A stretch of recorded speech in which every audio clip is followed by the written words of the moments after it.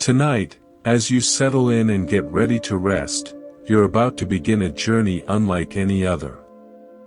Not a trip across oceans or continents, but a deep dive into the wisdom of ancient Buddhist teachings that have offered peace to troubled minds for thousands of years.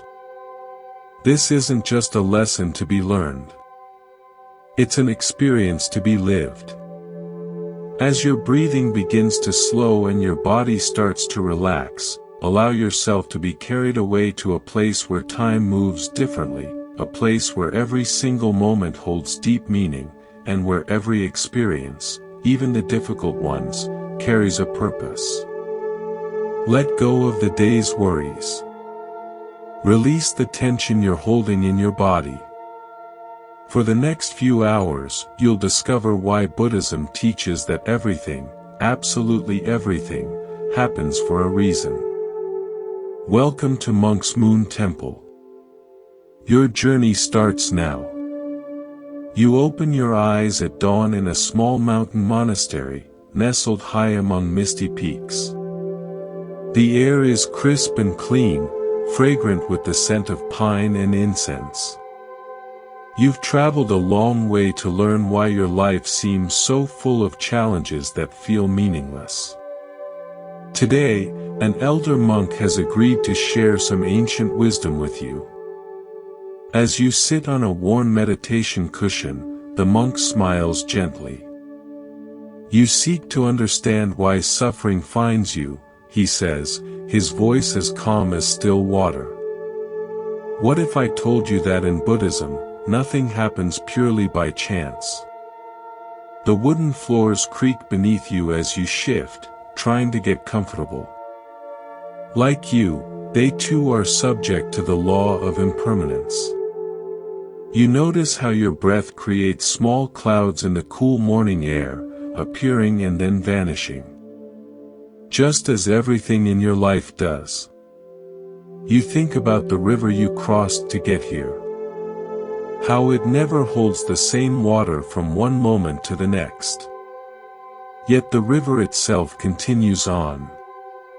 The monk notices your gaze wandering toward the window.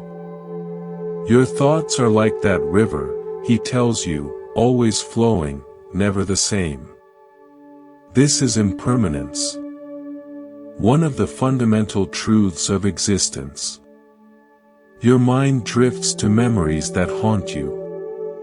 Lost opportunities, relationships that ended, paths you didn't take. The weight of them feels heavy on your shoulders. The monk seems to read your thoughts. You are creating karma with every breath, he explains, as sunlight begins to warm the room. Each action, each thought, and every word generates consequences that ripple outward, just like when you disturbed the surface of the river this morning. You remember the small stone you tossed into the water. How the rings expanded outward, touching everything in their path.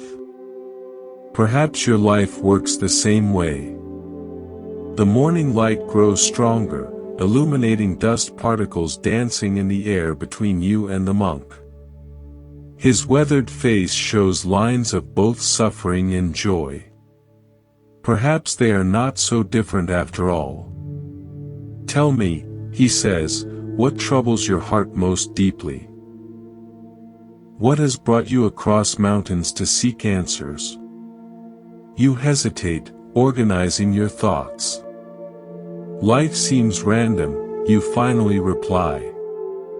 I try to live well, to make good choices, yet suffering still finds me. Others who seem careless or even cruel appear to prosper. Where is the justice in this? Where is the meaning? The monk nods slowly, as if he's heard this question 1,000 times before. Perhaps he has. This apparent contradiction troubles many, he acknowledges. It's natural to seek patterns, to want fairness, to look for meaning in what happens to us. When life seems chaotic or unjust, we feel lost. He rises smoothly despite his age and gestures for you to follow. Walk with me. Some teachings are better understood in motion. You follow him through sliding paper doors into a corridor of polished wood. Morning sunlight streams through high windows, creating patterns of light and shadow that shift as you walk. Other monks pass silently, each focused on their morning tasks, yet somehow aware of everything around them. Buddhism teaches that we live in a universe governed by natural laws, the monk explains as you walk. Just as there are physical laws like gravity that operate whether we understand them or not, there are moral and spiritual laws that govern our experiences. The corridor opens onto a small courtyard garden where stone pathways wind between carefully tended plants, miniature trees, and arrangements of rock and sand. A small stream flows through the center, its soft gurgling creating a gentle soundtrack to your conversation. The most fundamental of these laws is karma, the law of cause and effect, the monk continues, leading you along a stone path. Every action creates an effect. Every cause leads to consequences. Nothing happens without a reason. You've heard of karma before, but often misunderstood it as some cosmic system of rewards and punishments. Is karma like fate, then, you ask? Are our lives predetermined? The monk shakes his head, stopping beside the stream. He kneels and invites you to do the same. Taking a small pebble, he drops it into the still pool formed where the stream widens. Perfect circles ripple outward from the point of impact. Karma is not fate, he explains. It is the natural law of cause and effect. The pebble creates ripples not because the water is punishing or rewarding it, but because this is the natural consequence of the action. Our choices create ripples in the same way. He takes your hand and places another small stone in your palm. Drop this into the water and try to create square ripples instead of circular ones. You smile at the impossible request, but drop the stone anyway. Circular ripples spread across the water's surface just as before. You cannot change the law that governs how water responds, the monk says. Similarly, we cannot change the law that our actions have consequences. But unlike the stone, which has no choice about falling, we can choose which actions to take. This choice is our freedom. The concept begins to take shape in your mind. Not a deterministic fate controlling your life, but a complex web of causes and effects, many set in motion by your own choices. If karma is real, you ask, why don't we see immediate consequences for actions? Why do good people suffer while harmful people sometimes prosper? The monk rises again and leads you further along the path. Karma does not always ripen immediately, he explains. Some seeds sprout quickly, others take seasons to bear fruit. The web of causes and conditions is vast and complex, stretching across time in ways our limited perspective cannot fully perceive. You pass a garden section where young monks are carefully transplanting seedlings. Their hands move with deliberate gentleness, aware that how they treat these young plants now will affect their growth for seasons to come. Like these gardeners, the monk continues, we are constantly planting seeds through our actions, our speech, and even our thoughts. Some will bear fruit quickly. Others may take years, or even lifetimes, to mature. But nothing is lost in the cosmic accounting. This perspective shifts something in your understanding. Perhaps life's apparent randomness is simply the result of causes too distant or complex for you to trace with your limited view.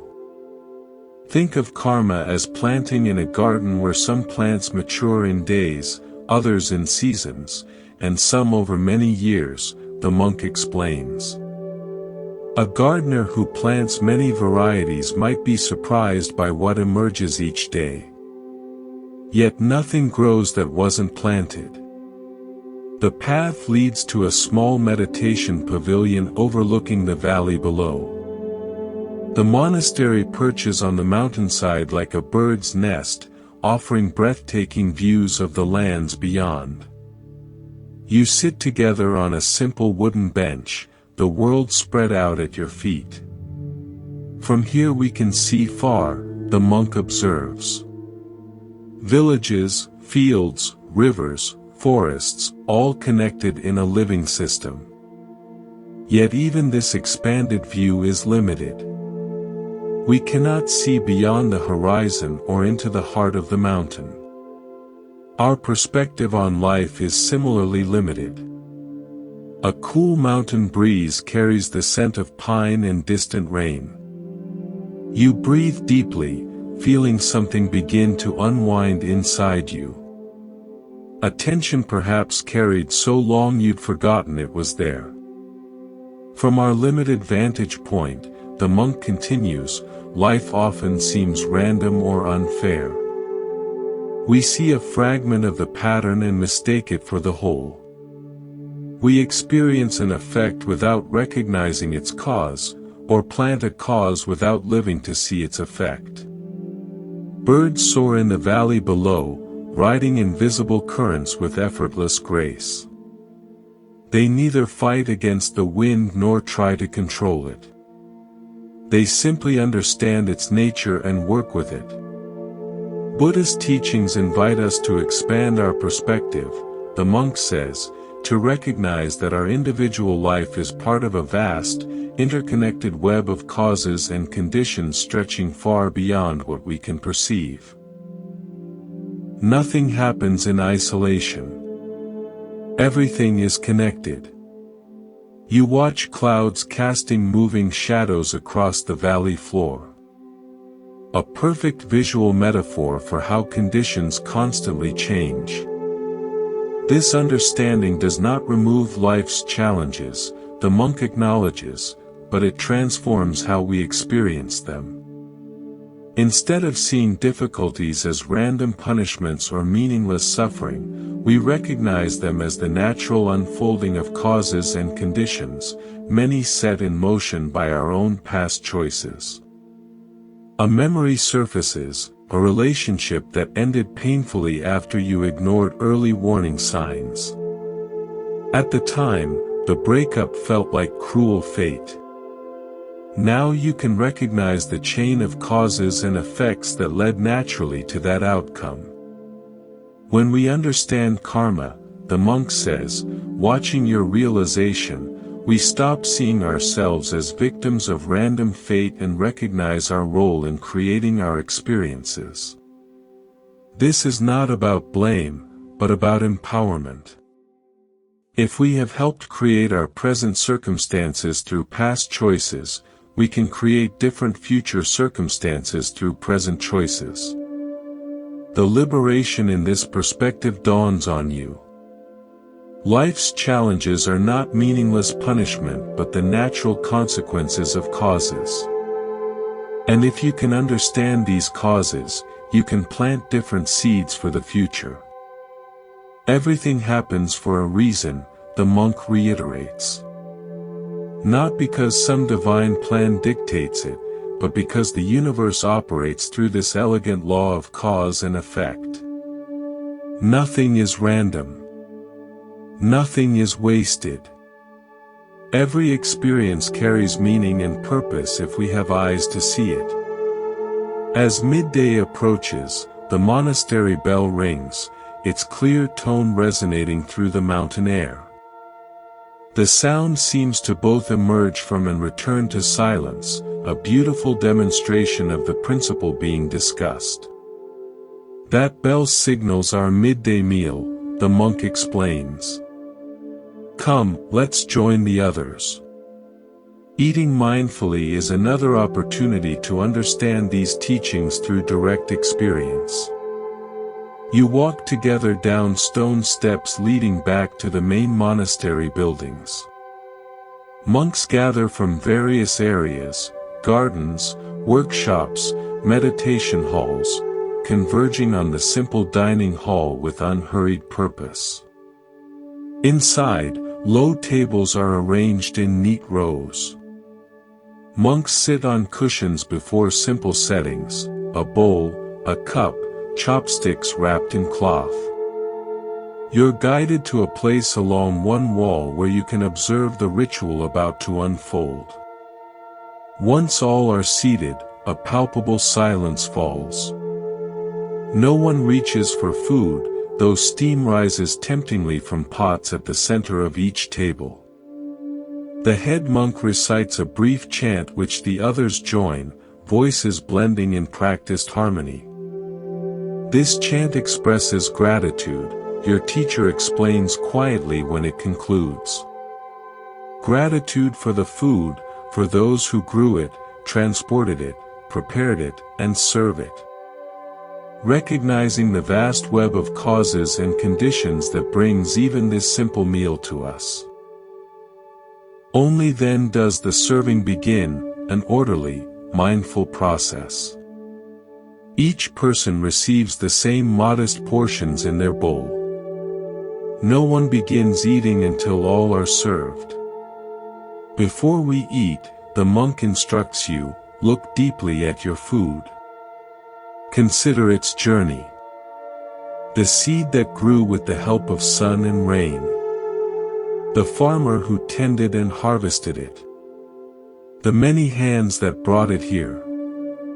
See the entire universe in your bowl. You look at your simple meal with new eyes. Rice, vegetables, a small portion of tofu.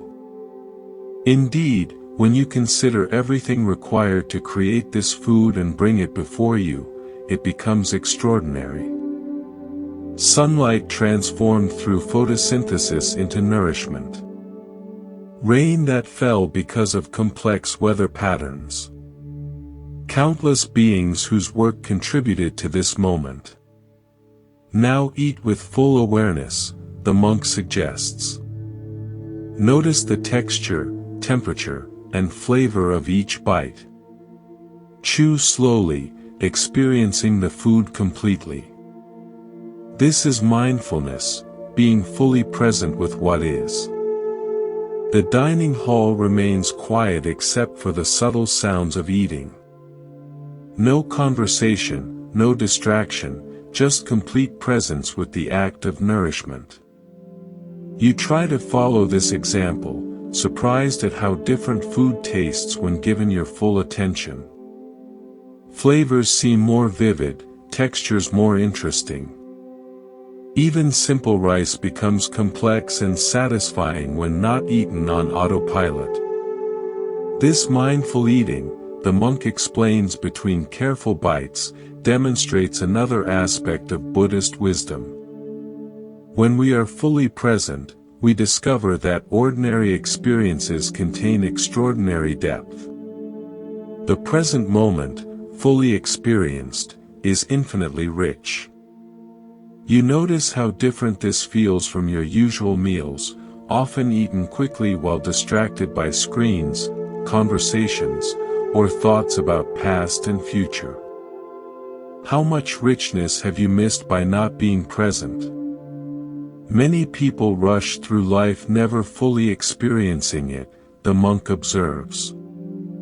They are physically present for countless precious moments, but mentally absent, lost in thoughts about the past or future. Mindfulness brings you back to the only moment that truly exists. Now. As the meal concludes, each person cleans their bowl with a piece of pickled vegetable, then wipes it clean with a cloth. Not a grain of rice is wasted. Even the washing water will be poured into the garden. Everything has purpose in this mindful ecosystem. In mindfulness practice, the monk explains, as you follow these cleaning rituals, we discover that life's meaning isn't hidden in some grand future achievement or past glory. It's found in the depth of our presence with what is happening right now.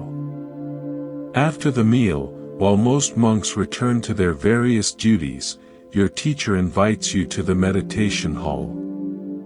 Unlike the bustling activity of morning and meal time, the large hall is nearly empty now, a peaceful space for afternoon practice. Meditation is central to understanding these teachings, the monk explains, as you settle onto cushions facing one another, not as an intellectual exercise, but as direct experience. Sunlight filters through paper windows, creating a soft, diffuse illumination. The hall smells of wood polish and subtle incense. Outside, birds call occasionally, but the primary sensation is one of profound stillness. Proper posture helps calm the mind, he instructs. Sit with your back straight but not rigid, like a mountain, dignified and stable. Rest your hands in your lap or on your knees. Lower your gaze or close your eyes if that's more comfortable. You adjust your position following his guidance, surprised at how such simple adjustments create a feeling of alertness combined with ease. Now bring your attention to your breath, he continues, his voice soft yet clear. Not controlling it, just observing the natural rhythm.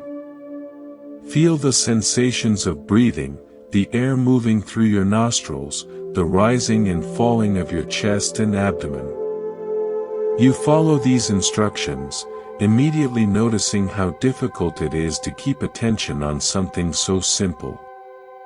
Your mind wants to wander, planning future activities, replaying past conversations, analyzing, judging, daydreaming. The monk seems to read your thoughts.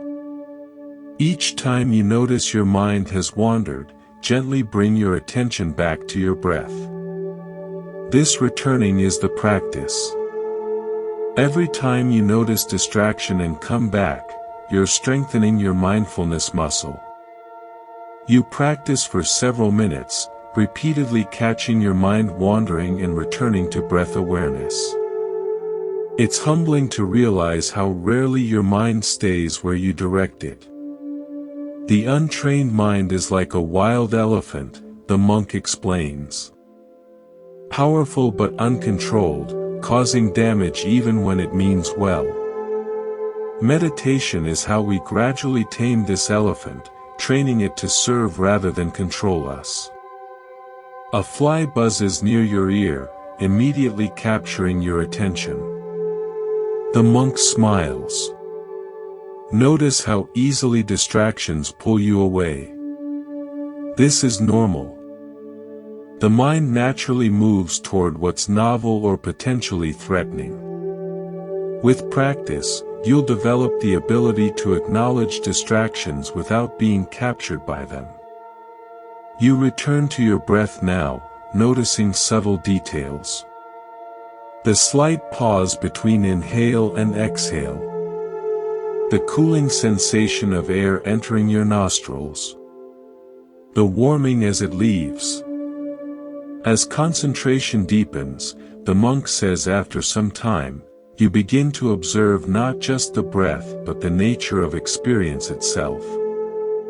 You notice how sensations, thoughts, and emotions arise, exist for a time, then pass away. Nothing stays fixed. Everything is in constant flux. This observation connects to your earlier discussions about impermanence. You can see it now in your own direct experience. How each breath, each thought, each sensation appears and disappears like waves on the surface of a vast ocean. This direct perception of impermanence, the monk continues, is crucial to understanding why everything happens for a reason. When you see clearly how one thing leads to another in the stream of your own consciousness, you begin to recognize this pattern in all of existence. A thought arises. Perhaps your entire life follows this same pattern of causes and conditions flowing together, creating the present moment that will in turn condition what comes next. Exactly, the monk says again, seeming to read your mind. Your life unfolds according to this same natural law. Each moment arises because of countless causes and conditions coming together. Nothing happens randomly. Everything has a reason, a set of causes that brought it into being. You sit with this understanding, feeling it settle not just as an intellectual concept but as a felt reality.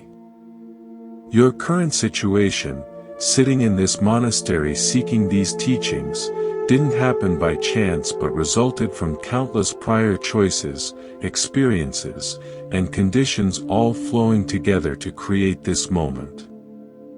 As you continue meditating, the monk instructs, expand your awareness beyond the breath to include your body, sensations, emotions, thoughts, and eventually the environment around you. Observe how all these aspects of experience arise and pass according to conditions. You practice this wider awareness, noticing the subtle interplay of experience. How a sound triggers a thought which prompts an emotion which creates a physical sensation. All flowing into one another like tributary streams joining a river. This interconnected flow, the monk explains, is what Buddhists call dependent origination. The understanding that everything arises in dependence on multiple causes and conditions. Nothing exists independently. Nothing happens without reason.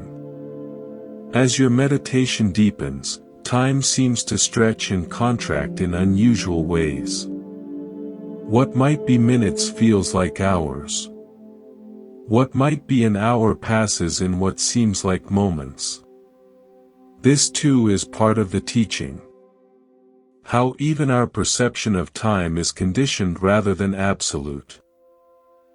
Eventually the monk gently brings the session to a close. Enough for now, he says. The body needs movement after stillness. Let's walk in the garden and continue our exploration. You rise, noticing stiffness in your legs, but also a peculiar clarity in your mind. Colors seem more vivid, sounds more distinct. The simple act of walking feels new when approached with full awareness. Outside, afternoon sun warms the stone pathways. The monastery gardens are meticulously maintained, not in the controlled artificial manner of some formal gardens, but in a way that works with nature rather than imposing upon it. These gardens demonstrate another aspect of Buddhist wisdom, the monk explains as you walk. The gardeners don't fight against the natural tendencies of the plants or the conditions of the mountain. They understand these factors and work with them. You pass a twisted pine that has been carefully pruned over decades to accentuate rather than correct its natural inclination to grow sideways from the rocky soil. This is the middle way that Buddhism teaches, he continues. Not forcing reality to meet our demands, not passively surrendering to conditions, but skillfully working with what is. The garden path leads to a small pond where lotus flowers float on the surface. Some are fully bloomed in magnificent pink and white displays. Others remain tightly closed buds. Still, others are just beginning to open. The lotus is a perfect symbol for the Buddha's teaching, the monk says, stopping beside the pond. It grows from the mud at the bottom, rises through murky water, and blooms immaculately on the surface. Similarly, our awakening emerges from the very conditions of our ordinary lives, including difficulties and suffering. You watch a dragonfly land delicately on a lotus leaf, creating the slightest dimple in the water's surface, which sends tiny ripples outward. Another demonstration of how all things affect one another. Which brings us to another essential teaching, the monk says. The purpose of understanding that everything happens for a reason. He finds a bench nearby where you both sit overlooking the pond. The afternoon light has that golden quality that photographers call the magic hour, casting everything in a warm glow. Many people, when first hearing about karma and cause and effect, become anxious, he explains. They worry about past mistakes creating future suffering. They try to control every action, fearful of negative consequences. But this misses the deeper purpose of the teaching. A gentle breeze stirs the surface of the pond, creating dancing patterns of light and shadow. The purpose isn't to make you afraid or to create another burden of perfectionism, the monk continues. It's to empower you with the understanding that you participate in creating your reality, that many aspects of your experience, especially your responses to what happens, remain within your choice. You consider this perspective. Not karma as cosmic punishment, but as a natural law that, once understood, can be worked with skillfully. When difficulties arise, and they will, this understanding helps you respond with greater wisdom, he explains. Instead of asking why me or how can I escape this, you can ask what can I learn from this and how can I respond in a way that creates more positive conditions moving forward. You think about challenges in your own life and how different they might appear when viewed not as random misfortunes but as the natural consequences of causes and conditions, many of which you participated in creating. This doesn't mean blaming yourself for suffering, the monk emphasizes, noting your thoughtful expression. Self-blame is just another form of ego grasping. Rather, it means recognizing your power to plant different seeds now, creating different future conditions. A frog jumps from the bank into the pond with a small splash, disappearing beneath the surface. Circles ripple outward from the point of entry, gradually expanding to touch all parts of the pond. See how that small action affects the entire pond, the monk observes. Your actions too create ripples far beyond what you can immediately observe. Understanding this inspires greater mindfulness about the seeds you plant through your choices. As you continue your walk through the monastery grounds, you come upon an elderly monk carefully tending a bonsai tree. His gnarled hands, marked by decades of work, move with surprising delicacy around the miniature pine. He acknowledges your presence with a slight nod, but remains focused on his task. Your teacher stops to observe the old gardener's work. Brother Chen has been training this particular tree for over 40 years, he explains quietly. Observe his relationship with it, not imposing his will, but deeply understanding the tree's nature and working with it. You watch as the old monk makes a tiny adjustment to a branch, securing it with almost invisible wire. His expression shows neither impatience nor hurry, just complete absorption in the present task. This is what the Buddha called right action, your teacher continues. Acting with full awareness, understanding causes and conditions, responding to what is with skillful intention rather than habitual reaction. The elderly monk finishes his adjustment and steps back, studying the tree from different angles before nodding with subtle satisfaction. He notices your interest and beckons you closer. "Would you like to try?" he asks, his voice surprisingly strong despite his age. He offers you a pair of small scissors for precise trimming. You hesitate, afraid of damaging something that has been cultivated for decades. "I don't know how," you admit. The old monk smiles. "No one does at first. We learn by doing, by making mistakes, by trying again. This too is the way of life." With trepidation, you accept the scissors. The bonsai master points to a small shoot growing from the trunk. "This one needs to be removed. It disrupts the tree's balance." You carefully position the scissors around the tiny shoot, conscious of both monks watching you. With a small snip, the shoot is removed. The old monk nods approvingly. "Good. You removed it cleanly without damaging the bark. The tree will heal well." He takes back the scissors and bows slightly before returning to his work. As you walk away, your teacher explains that small interaction contains much wisdom. Notice how you were afraid to act for fear of making a mistake. How many opportunities in life have you missed because of similar fear? You reflect on times you've hesitated, playing it safe rather than risking error.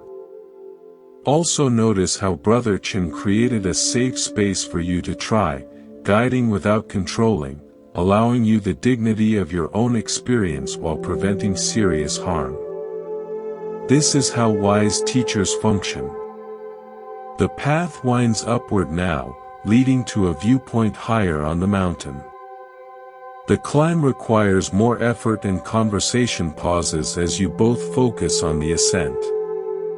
The physical exertion feels good after periods of sitting meditation. The body too teaches wisdom, the monk observes as you climb.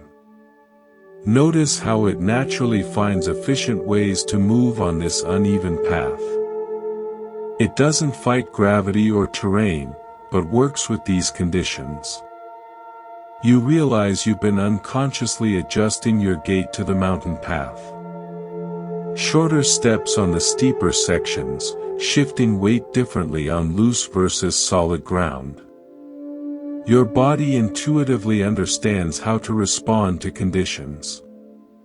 Our bodies often know what our thinking minds forget, the monk continues. They remember how to flow with conditions rather than fight against them. This natural wisdom is what Buddhist practice helps us recover in all aspects of life. You reach a flat area that offers a spectacular view of the valley below and mountains beyond. The afternoon sun casts long shadows across the landscape, emphasizing the contours of the land. From this height, patterns become visible that couldn't be seen from below. The way rivers follow natural depressions.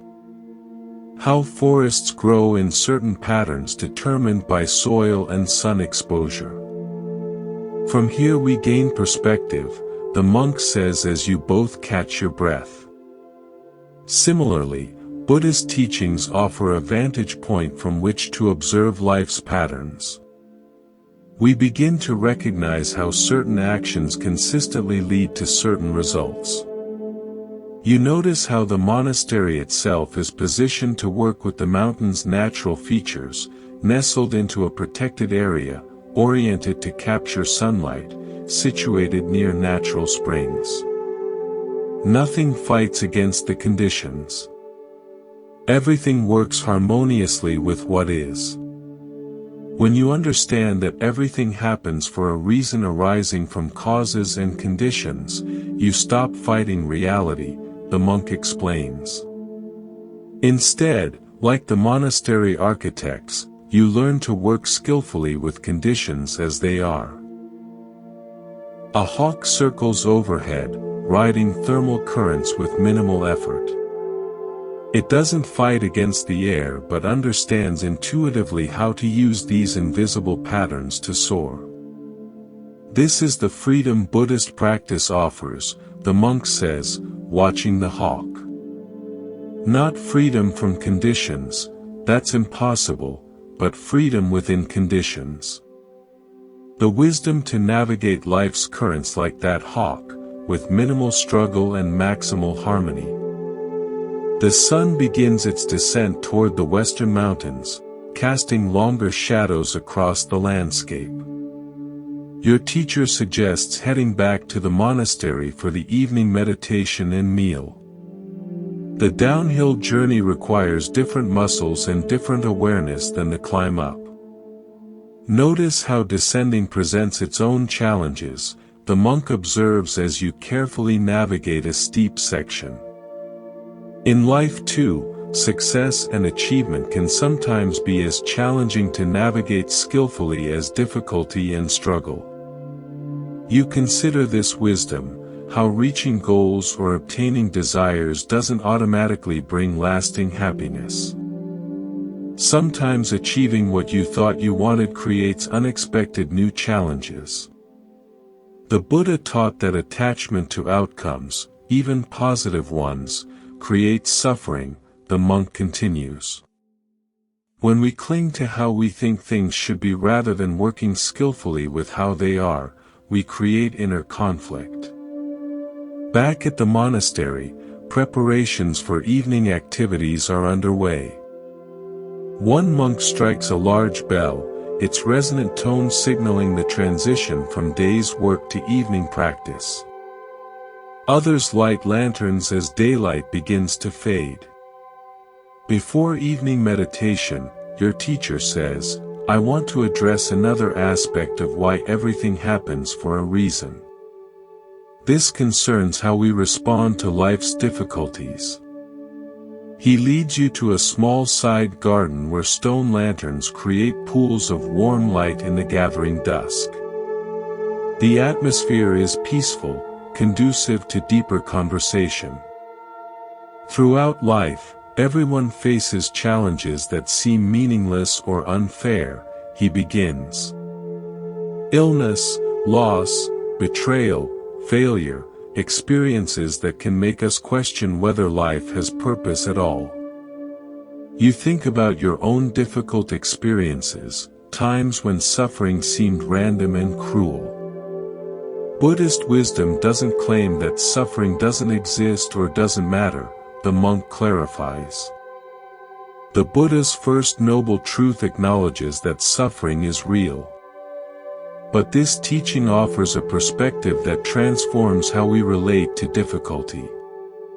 A cool evening breeze stirs the garden, carrying the scent of pine and distant rain. You draw your robe closer around your shoulders. When we understand that everything happens according to causes and conditions, he continues, we stop seeing difficulties as random punishments.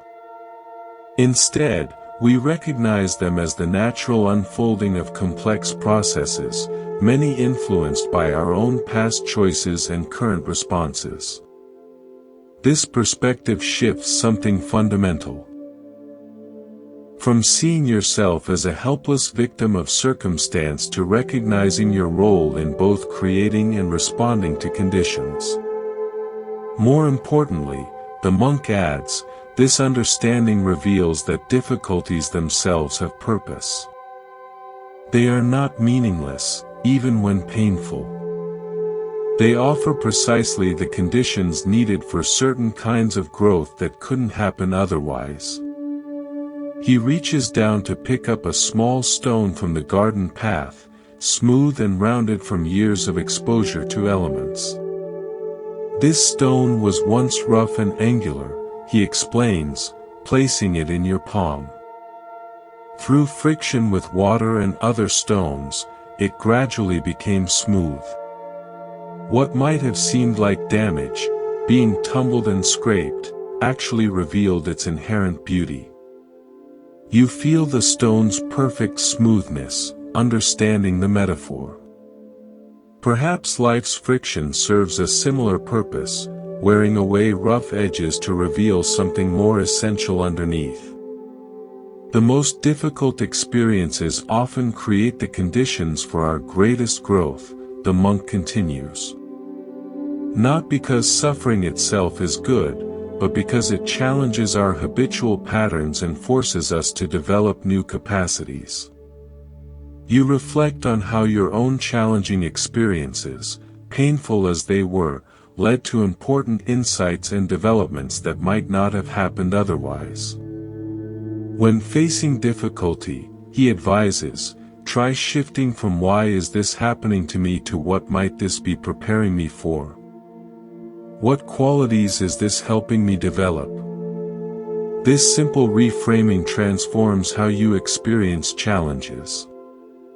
The garden lanterns glow more prominently as daylight continues to fade. Their warm light seems to represent the wisdom that can illuminate even the darkest experiences. Everything happens for a reason, the monk reiterates. Not because of some predetermined plan, but because each experience arises from causes and conditions and simultaneously creates conditions for what comes next. Nothing is random.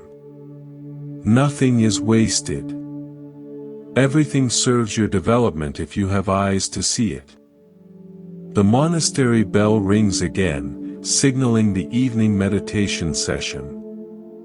You follow your teacher to the main hall where monks gather, taking their places on cushions arranged in neat rows. Candles and incense create an atmosphere conducive to inner exploration. For this evening practice, the monk explains quietly as you settle onto your cushion, we'll focus on cultivating equanimity, the quality of mind that remains balanced regardless of whether experiences are pleasant, unpleasant, or neutral. You adjust your posture, finding the now familiar balance between alertness and relaxation. The day's conversations and experiences have prepared you for deeper practice. Begin by bringing awareness to your breath, the monk instructs. Allow your breathing to find its natural rhythm without forcing or controlling. Simply observe the sensations of breathing with gentle attention. Around you, the other monks sit in perfect stillness, their collective presence creating a palpable field of concentrated awareness. You close your eyes, tuning into your breath as instructed. As your mind settles, the teacher continues in a soft voice that somehow carries throughout the hall. Expand your awareness to include sensations in your body. Notice areas of comfort or discomfort without trying to change them. Simply be aware. You scan your body, noticing various sensations. Pressure where you contact the cushion, a slight ache in your lower back, warmth in your hands, coolness on your face. Each sensation simply is what it is.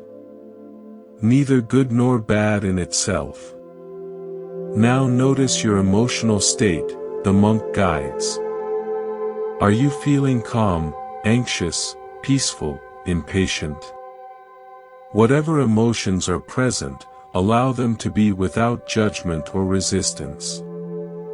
You discover a mixture of feelings, interest in these new teachings, a lingering uneasiness about problems back home, appreciation for this unusual opportunity.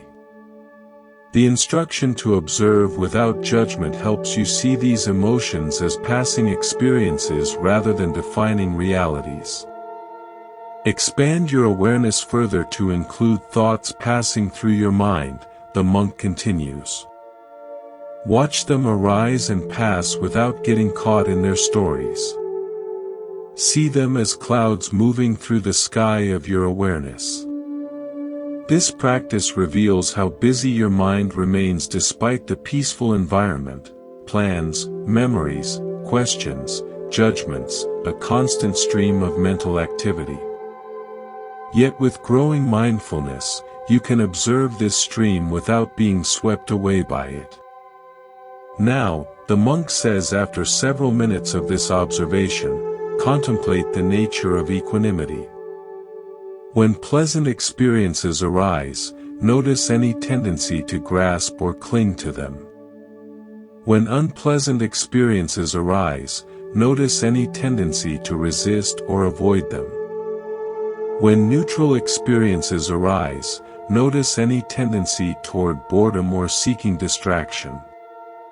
You observe these tendencies in your own mind. How certain sensations, emotions, or thoughts trigger automatic reactions of attraction or aversion. Equanimity is the balance that comes from understanding that all experiences, pleasant, unpleasant or neutral, arise according to conditions and will pass away according to conditions, the monk explains. Nothing needs to be grasped. Nothing needs to be pushed away. Everything can simply be known with clear awareness. This teaching connects directly to your earlier discussions about impermanence and cause and effect.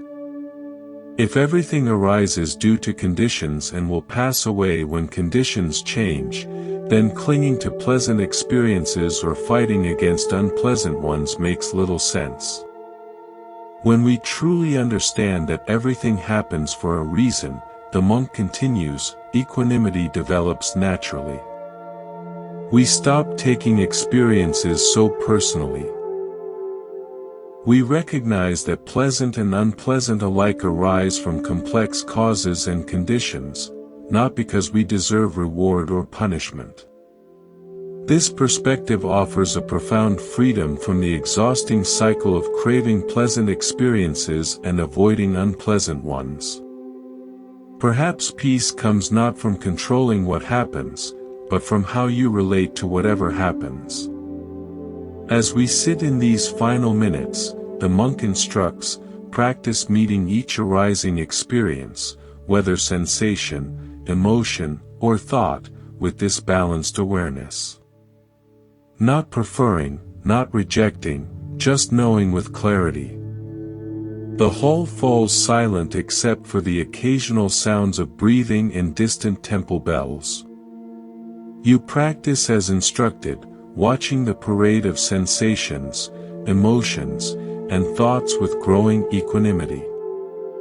When pleasant experiences arise, you observe without clinging. When unpleasant experiences arise, you observe without rejecting.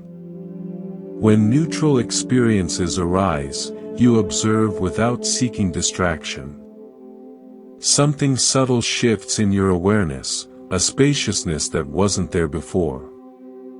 It's as if you're watching the weather of your inner experience without being stormed upon by it. This doesn't remove the experiences themselves, but transforms your relationship to them. After what might be minutes or might be much longer, time seems fluid in deep meditation. A small bell rings 3 times, signaling the end of the formal practice. The monk's voice returns, gentle yet clear. As we conclude this evening meditation, recognize that the awareness you've cultivated is always available to you. In every circumstance, pleasant or difficult, you can access this equanimity, this understanding that all experiences arise from causes and conditions and will pass according to their nature. You open your eyes slowly, the meditation hall coming back into focus. Candles flicker, creating dancing shadows on the walls. Other monks begin to stir, some stretching subtly after the period of stillness. Carry this practice into your evening activities, the monk suggests. Notice how experiences continue to arise and pass according to conditions. Notice your habitual reactions of grasping and rejecting. See if you can maintain this balanced awareness through changing circumstances. After meditation, the monastery follows a simple evening routine. A light meal is served in the same mindful manner as lunch. Afterward, some monks gather in small groups for quiet conversation while others retire to their quarters for study or rest. Your teacher invites you to join him for tea in a small room overlooking the monastery garden. Lanterns illuminate the pathways below where a few monks still move about completing evening tasks. The tea is served simply, just hot water poured over green leaves in small, unadorned cups. No sugar, no milk, nothing to mask the natural flavor. The monk encourages you to approach this ordinary activity with the same mindfulness practiced in meditation. Receive the cup with both hands, he demonstrates. Feel its warmth. Notice the aroma rising with the steam. Observe the color of the liquid. Take a small sip, experiencing the taste fully before swallowing. You follow his guidance, surprised by how much sensory information is available in this simple act when given full attention. The tea's subtle bitterness, its grassy notes, the way the warmth spreads through your mouth and throat, experiences usually missed when drinking automatically. Most people move through life missing its richness, the monk observes. They eat without tasting, look without seeing, listen without hearing.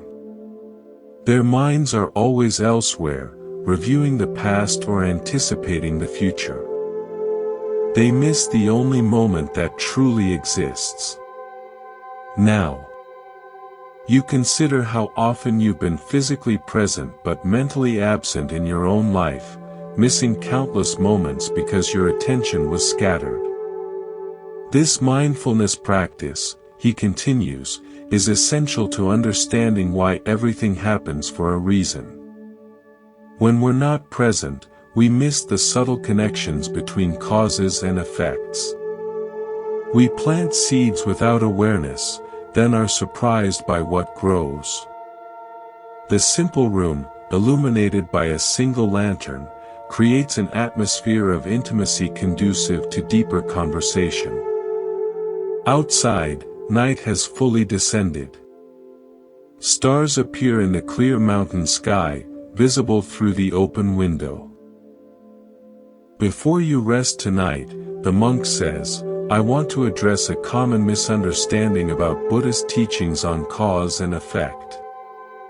He takes another sip of tea, giving you time to settle into this new topic. Many people, upon hearing that everything happens for a reason according to karma, conclude that victims of misfortune must have done something to deserve their suffering. This is a grave misunderstanding that creates additional harm. His eyes meet yours with particular intensity. This point clearly matters to him deeply. The law of karma is not about deserving or not deserving, he clarifies. It's about understanding how causes lead to effects through natural processes.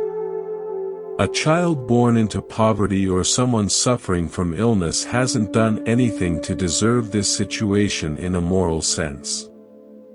You feel relief at this clarification, having wondered about this troubling implication. These conditions arise from countless causes stretching back through time, most beyond any individual's control or choice. Understanding karma should lead to greater compassion for those facing difficulty, not judgment or dismissal of their suffering. The monk pours a little more tea into your cup. The simple gesture feels like a metaphor for how one action naturally flows into another. True understanding of cause and effect recognizes our profound interconnection, he continues. No one exists in isolation. Your actions affect others. Their actions affect you. We are all contributing to the conditions each person experiences. This perspective shifts the focus from individual blame to collective responsibility. Recognizing how social systems, cultural patterns, and shared environments shape individual experiences. When we see someone suffering, the monk says, the appropriate response is not they must have created this karma, but rather how can I contribute to more positive conditions for this person? Now you think about people in your own life facing challenges. How this understanding might transform your response from judgment to compassionate action. This teaching that everything happens for a reason is not meant to explain away suffering or justify injustice, the monk emphasizes. It's meant to empower us to create more skillful causes for everyone's benefit. The tea has cooled now, revealing different subtle flavors than when hot. Even this simple experience demonstrates impermanence and changing conditions. As you integrate these teachings, the monk advises, use them to increase compassion, not judgment. Use them to take greater responsibility for your choices, not to dismiss the struggles of others. Use them to create positive conditions moving forward, not to dwell on regrets about the past. Outside, the monastery is growing quieter as monks complete evening routines and prepare for rest. The rhythmic sound of a wooden fish being struck signals the final activities of the day. Tomorrow we will explore more aspects of these teachings, the monk says, finishing his tea. For now, rest and allow what we've discussed to settle into your understanding. He leads you back to the simple guest quarters where a sleeping mat has been prepared. The room is austere but comfortable, containing only what is necessary: the mat, a small table with a candle, a cushion for sitting, a pitcher of water with a cup. Before sleeping, the monk suggests, practice a brief reflection on your day.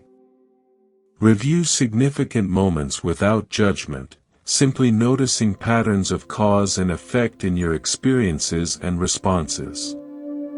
This instruction reminds you of the evening meditation practice.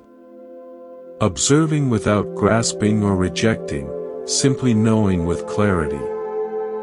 Also set an intention for how you wish to meet tomorrow, he adds.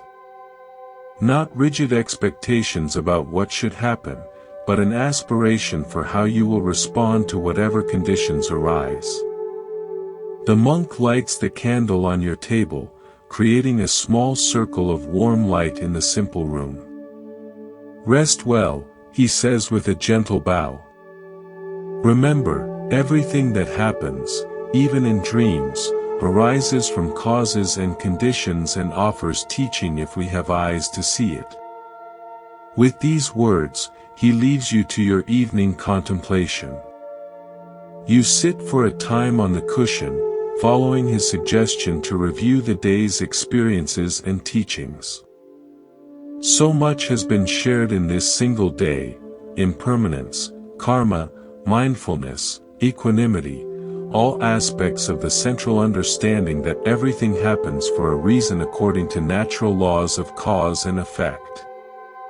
The teachings feel both profoundly simple and endlessly deep. You notice how your mind tries to grasp these concepts, to solidify them into fixed views.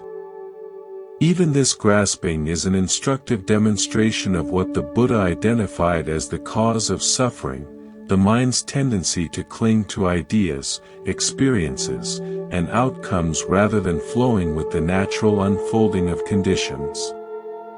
As the candle burns lower, you prepare for sleep, arranging yourself comfortably on the simple mat. Though physically harder than your bed at home, there's something satisfying about its firm support. Another small lesson in how expectations about comfort can be adjusted with awareness. Lying in darkness now, You notice how the mind continues its activities even as the body relaxes towards sleep. Thoughts arise about the day's experiences. Questions form about tomorrow. Memories surface from home. Plans take shape for applying these teachings in daily life. Rather than getting caught in this mental activity, you remember the instruction to observe with equanimity. Each thought is just another passing condition arising according to causes, existing temporarily, then dissolving to make way for the next experience. As your awareness begins to shift towards sleep, the boundary between conscious thought and dreaming grows more permeable. In this liminal space, the day's teachings continue to work within you, rearranging your understanding beyond conscious effort. Your last coherent thought before drifting into sleep is a recognition that everything, absolutely everything, happens for a reason. Not by chance, not by cruel fate, but as part of an intelligent unfolding that invites you to grow in wisdom and compassion with each experience. Sleep comes easily, deeper, and more peaceful than usual. For the first time and longer than you can remember, you're not fighting against reality, but learning to flow with it. Morning arrives with the gentle sound of temple bells and the first light of dawn filtering through paper windows. For a moment upon waking, you're disoriented. The unfamiliar room, the firm sleeping mat, the quality of light different from home. Then memory returns. You're in a mountain monastery, learning ancient wisdom about why everything happens for a reason. You sit up, taking the monk's advice to begin the day mindfully. 3 conscious breaths ground you in the present moment. You set an intention to meet whatever the day brings with openness and awareness rather than expectation or resistance. A soft knock at your door announces a young monk who silently presents a basin of warm water for washing. The simple courtesy feels deeply considerate after the cool mountain night. You wash your face and hands, giving full attention to these ordinary activities as practice in mindfulness. Outside your quarters, the monastery is already active. Monks move purposefully about their morning duties, sweeping pathways, tending gardens, preparing the morning meal.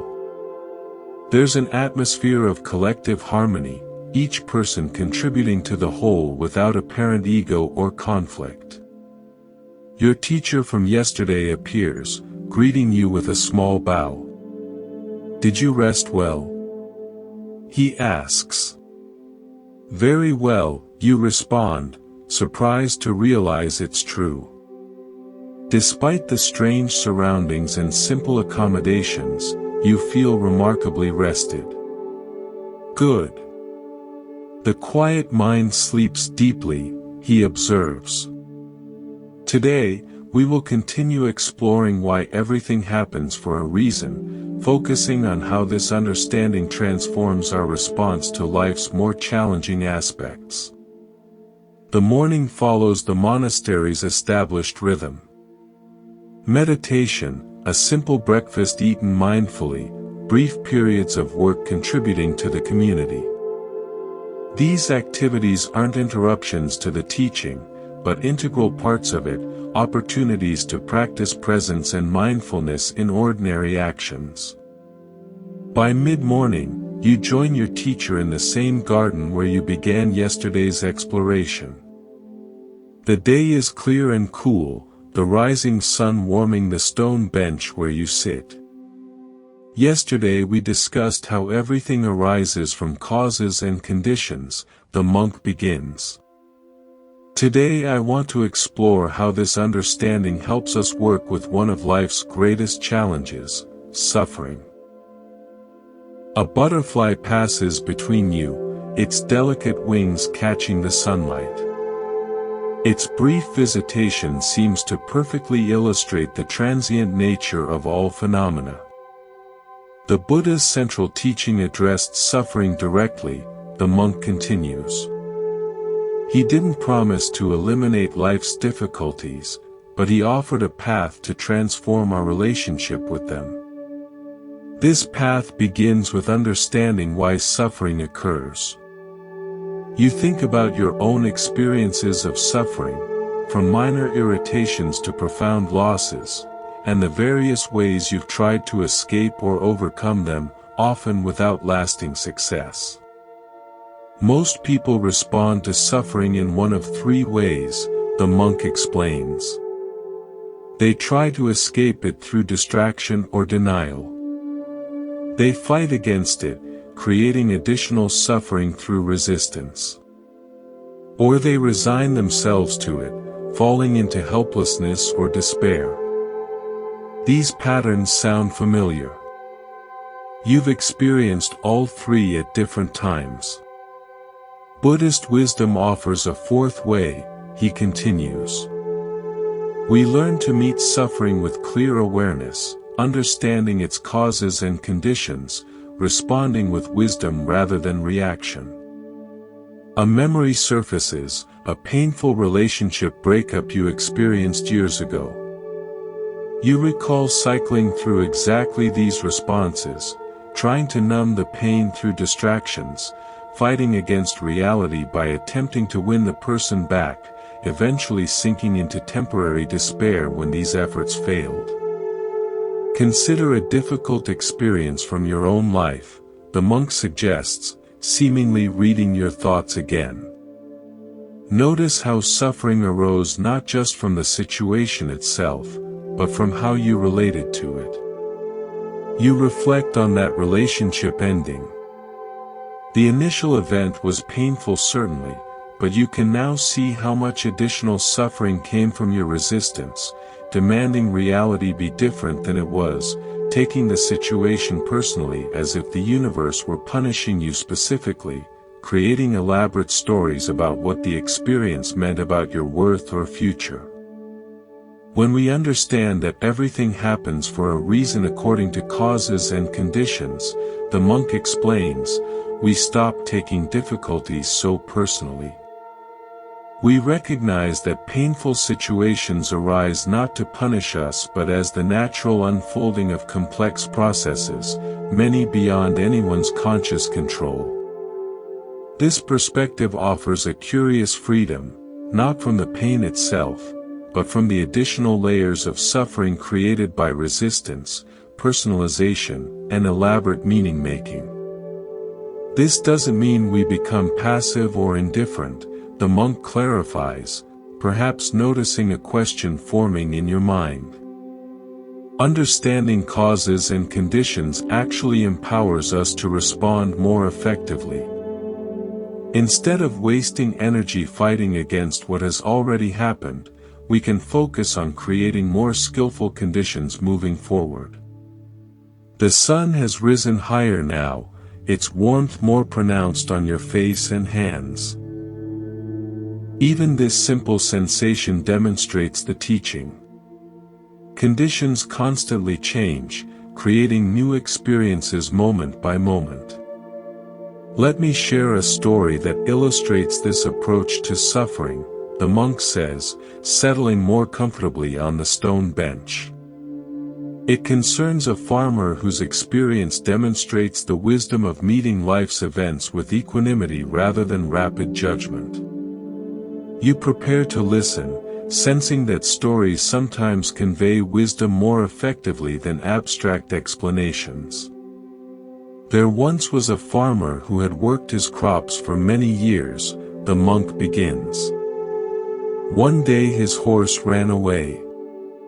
Upon hearing the news, his neighbors came to visit. Such bad luck, they said sympathetically. Maybe, the farmer replied. The next morning, the horse returned, bringing with it 3 other wild horses. How wonderful, the neighbors exclaimed. Maybe, replied the old man. The following day, his son tried to ride one of the untamed horses, was thrown, and broke his leg. The neighbors again came to offer their sympathy on his misfortune. "Maybe," answered the farmer. The day after, military officials came to the village to draft young men into the army. Seeing that the son's leg was broken, they passed him by. The neighbors congratulated the farmer on how well things had turned out. "Maybe," said the farmer. The monk pauses, letting the story settle into your understanding. What does this simple tale teach us? He asks. You consider the farmer's consistent response to both good and bad events. He doesn't rush to judgment, you observe.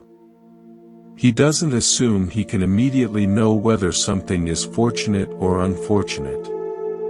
Exactly, the monk nods approvingly. The farmer has the wisdom to see that no event can be fully understood in isolation. What seems like misfortune today may reveal itself as blessing tomorrow. What appears as good luck may lead to unexpected difficulty. This perspective challenges your habitual thinking. How often have you immediately categorized experiences as good or bad without seeing their fuller context or longer-term implications? This is not about becoming passive or fatalistic, the monk clarifies. The farmer still takes appropriate action in each situation, but he does so without the additional burden of emotional reactivity based on limited judgment. A question forms in your mind. But doesn't this approach risk indifference? Shouldn't we celebrate joy and acknowledge sorrow? The monk smiles, appreciating your engagement. Good question. This equanimity isn't about suppressing natural human emotions or becoming coldly detached. It's about not being controlled by emotions that arise from our limited interpretations. He gestures toward the monastery gardens where other monks continue their morning activities, some working with plants, others sweeping pathways, a few carrying supplies between buildings. Look at my brothers working there, he says. They experience the full range of human emotions. Joy in beauty, disappointment in failure, satisfaction in completion. But they work with these emotions rather than being controlled by them, understanding that all experiences arise from causes and conditions and will transform as conditions change. This balanced approach seems both wiser and more sustainable than your usual emotional reactivity, celebrating good events while resisting bad ones as if your preferences should determine reality. When we truly understand that everything happens for a reason, the monk continues, emotional balance develops naturally. We still feel joy and sorrow, pleasure and pain, but we don't amplify suffering through resistance or create future disappointment through attachment. A small bird lands near your feet, pecking at something in the garden soil before flying off again. Its brief visit, neither good nor bad in itself, simply part of the natural unfolding of conditions, provides another perfect illustration of the teaching. So how do we develop this wisdom in daily life? You ask, eager for practical guidance. Through both formal practice and moment-to-moment awareness, the monk answers. Meditation trains the mind to observe without immediately judging or reacting. Daily mindfulness applies this training to ordinary experiences. He picks up a small pebble from the path, turning it over in his palm. When something happens, especially something challenging, pause before reacting. In that pause, ask these questions. What conditions led to this situation? What would happen if I resist this reality? What response would create more positive conditions moving forward? The simplicity of this practice belies its power. Just the habit of pausing before reacting could transform many difficult situations in your life. Also helpful is regularly reflecting on past experiences where initial judgments proved limited, the monk suggests. Times when apparent misfortunes led to unexpected growth, or when seeming successes created unforeseen complications. This builds confidence in the wisdom of suspended judgment. You think about experiences in your own life that seemed devastating when they occurred, but later revealed hidden benefits. Jobs lost that led to better opportunities. Relationships ended that created space for greater growth. Plans failed that redirected you toward more fulfilling paths. Everything truly does happen for a reason, the monk reiterates, unfolding according to innumerable causes and conditions, most beyond anyone's control or complete understanding. When we grasp this truth, not just intellectually, but experientially, we find freedom from the exhausting cycle of attachment and aversion that creates so much unnecessary suffering. As midday approaches, clouds begin gathering over the distant mountains, suggesting afternoon rain might be coming. Your teacher notices your glance toward the changing sky. Weather forms a perfect example of our teaching, he observes.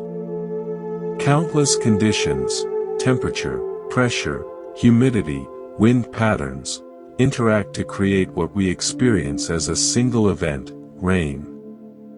No one controls these conditions. Yet they unfold according to natural laws, not random chance.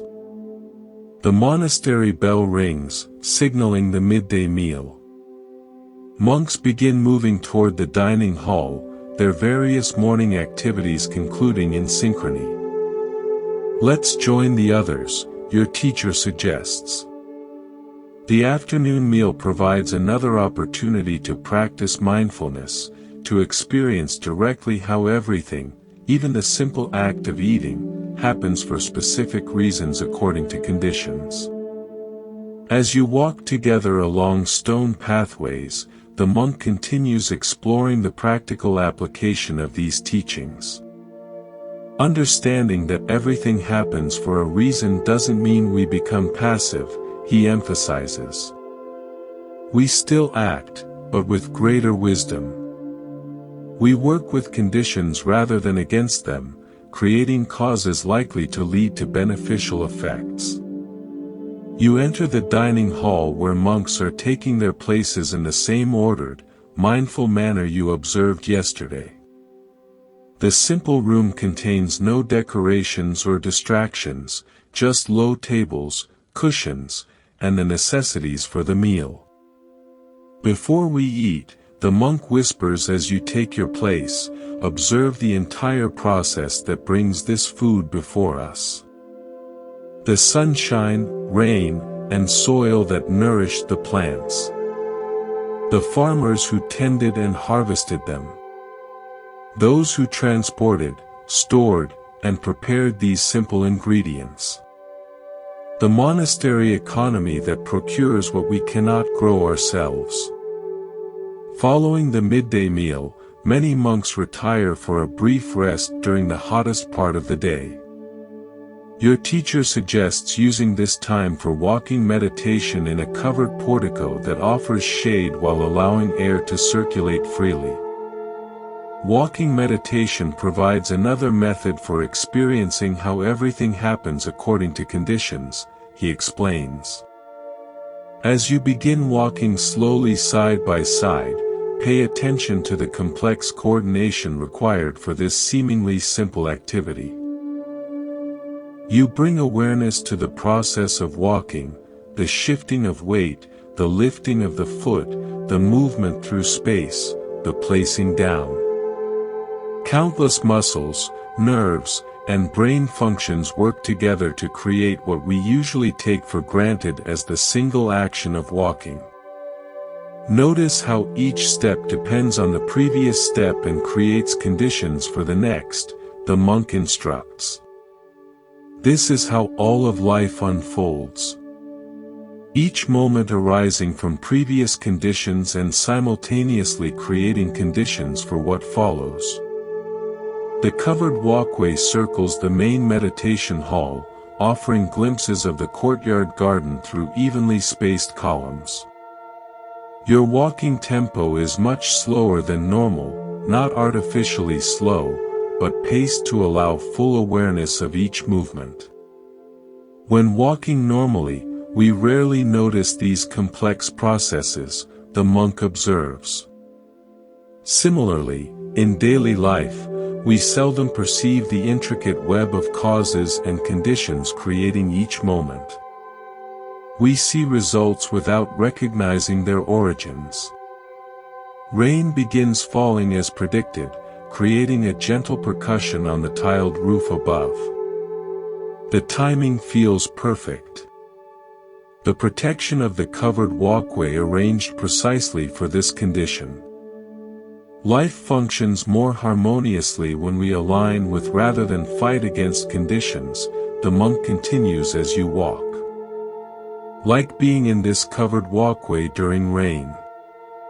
We didn't stop the rain from happening, but wisdom anticipated the condition and created appropriate shelter. You complete several circuits in comfortable silence. The rhythm of walking becoming meditative in itself. The rain intensifies, then gradually eases, demonstrating again how all conditions arise, exist temporarily, then transform. As the rain clears, your teacher guides you to continue the day's exploration. Let's visit the monastery library, he suggests. There's something there that will help deepen our understanding. The library occupies a quiet corner of the monastery complex, a long room with high windows that allow natural light to illuminate ancient texts without the damaging effects of direct sunlight. Shelves line the walls, containing manuscripts, scrolls, and books in various languages, some appearing centuries old. A few monks sit at simple tables reading or copying texts with careful attention. The atmosphere is one of focused scholarship yet remains deeply peaceful. Your teacher selects a large, worn volume from a shelf and places it on an empty table where you both sit.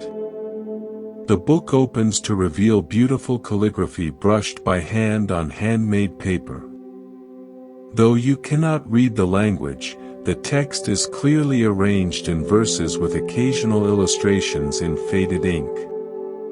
This contains the Buddhist teaching about dependent origination, the monk explains, carefully turning pages yellowed with age. It expresses in detail why everything happens for a reason, how all phenomena arise, exist, and cease in dependence upon conditions. He finds the passage he's seeking and translates, when this exists, that comes to be. With the arising of this, that arises. When this does not exist, that does not come to be. With the cessation of this, that ceases. The simplicity of these lines belies their profound implications. This teaching describes reality at all scales, the monk explains. From the formation of galaxies to the arising of a single thought in your mind. Nothing comes into being independently. Everything depends on conditions. You consider examples, how a plant depends on seed, soil, water, and sunlight. How a thought depends on prior experiences, current stimuli, and brain function. How a relationship depends on countless interactions and shared circumstances. This understanding transforms how we see ourselves, the monk continues. The separate, independent self we imagine is actually a process unfolding in dependence on countless conditions, physical, psychological, social, environmental. This perspective challenges your habitual sense of being a fixed, independent entity. If you exist as a process rather than a thing, continuously shaped by and shaping conditions, then the boundaries between self and world become much more permeable than usually imagined. When we recognize that we too happen for reasons according to conditions, the monk explains, we hold our identity more lightly. We stop taking experiences so personally. We understand our thoughts, emotions, and reactions as conditioned processes rather than defining truths. The library's peaceful atmosphere seems to support this contemplation. The quiet rustle of turning pages. The gentle movements of monks absorbed in study. The gradually shifting patterns of light as afternoon progresses. This understanding of dependent origination reveals why everything happens for a reason in the deepest sense, the monk continues. Not because of divine plan or predetermined fate, but because nothing can exist or occur independently of conditions. He carefully closes the ancient text, treating it with obvious reverence. The Buddha wasn't expressing philosophy for its own sake. He taught this to liberate us from suffering, to show us how attachment to what cannot last creates distress, and how understanding these processes creates freedom. Outside the library windows, sunlight has returned after the rain. The moisture-laden air creates a particular quality of luminescence, with raindrops on leaves catching light like countless tiny jewels. Let's return to the garden, your teacher suggests. Nature often demonstrates these teachings more directly than words. In Buddhism, we use the image of Indra's net to illustrate the interconnectedness of all things, the monk explains. Imagine a vast net extending infinitely in all directions. At each intersection of threads hangs a perfect jewel that reflects all other jewels in the net. Each jewel contains the reflection of all other jewels, and each of those reflections contains all other reflections, infinitely. This beautiful metaphor helps you visualize the teaching of interdependence, how everything exists in relationship to everything else, with no truly separate, independent phenomena. This understanding of interconnection is essential to grasping why everything happens for a reason, the monk continues. Your actions affect others. Their actions affect you. Environmental conditions affect social systems. Social systems affect environmental conditions. Nothing exists or happens in isolation. The path leads to a small pond that has overflowed slightly from the rain. Water lilies float on its surface. Drops of rain still visible on their perfectly water-repellent leaves. A frog rests partially submerged at the edge, its presence creating tiny ripples that spread across the water. Consider this pond, the monk suggests. It exists because of specific geography creating a depression, rainfall providing water, plant and animal life establishing balance. If any condition changes significantly, drought, pollution, removal of key species, the entire pond ecosystem transforms. He kneels beside the water, inviting you to do the same. Look closely at your reflection, he instructs. You lean forward, seeing your face wavering on the water's surface, distorted by subtle movements and ripples.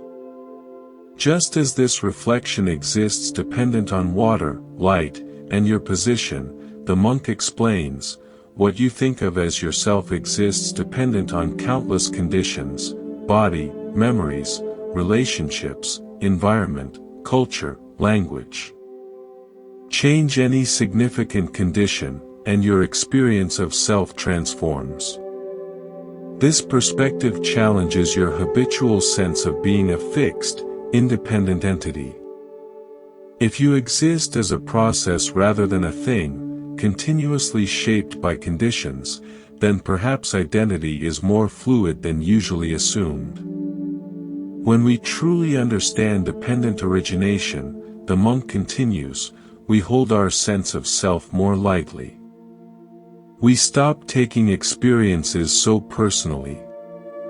We recognize thoughts, emotions, and reactions as conditioned processes rather than defining truths. A dragonfly lands briefly on a reed extending from the pond, its iridescent wings catching sunlight before it darts away. Its brief visitation seems to illustrate the teaching perfectly, a momentary manifestation of countless conditions coming together, existing briefly, then transforming. This recognition transforms how we relate to suffering, the monk explains.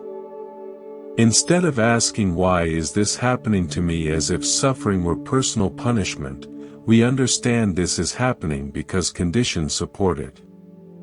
This shift creates space for wise response rather than reactive struggle. You consider how differently you might approach difficulties with this perspective. Less personalization, less resistance, more focus on understanding conditions and creating skillful change where possible. The Buddha expressed this wisdom through 4 noble truths, your teacher explains as you both rise from beside the pond. The first acknowledges suffering exists. The second identifies craving and attachment as its cause. The third asserts that suffering can end when its causes end. The fourth outlines the practical path to this liberation. These truths frame a logical approach to human experience. Identifying a problem, suffering. Its cause, attachment. The possibility of resolution, cessation. And a method, the Eightfold Path. Let's explore how understanding that everything happens for a reason relates to these truths, the monk suggests. As you continue walking through the garden, the path ascends slightly, leading to a viewpoint overlooking both the monastery and the valley beyond. The afternoon sun casts long shadows across the landscape, emphasizing depth and contour. From this vantage point, patterns become visible that couldn't be discerned at ground level. The first noble truth simply acknowledges reality. The monk begins as you both settle on a stone bench. Suffering exists in human life. We experience physical pain, illness, aging, and death. We face psychological distress, fear, loneliness, disappointment, grief. These experiences are universal, part of being human. You reflect on your own encounters with suffering, from minor frustrations to profound losses. The acknowledgement feels honest, neither minimizing life's difficulties nor catastrophizing them. The Buddha didn't teach this to depress us, but to begin from honest recognition, the monk clarifies. Much like a doctor must accurately diagnose an illness before offering treatment, we must squarely face suffering's reality before finding its cessation. A cool breeze passes through the garden, causing leaves to flutter and flowers to sway.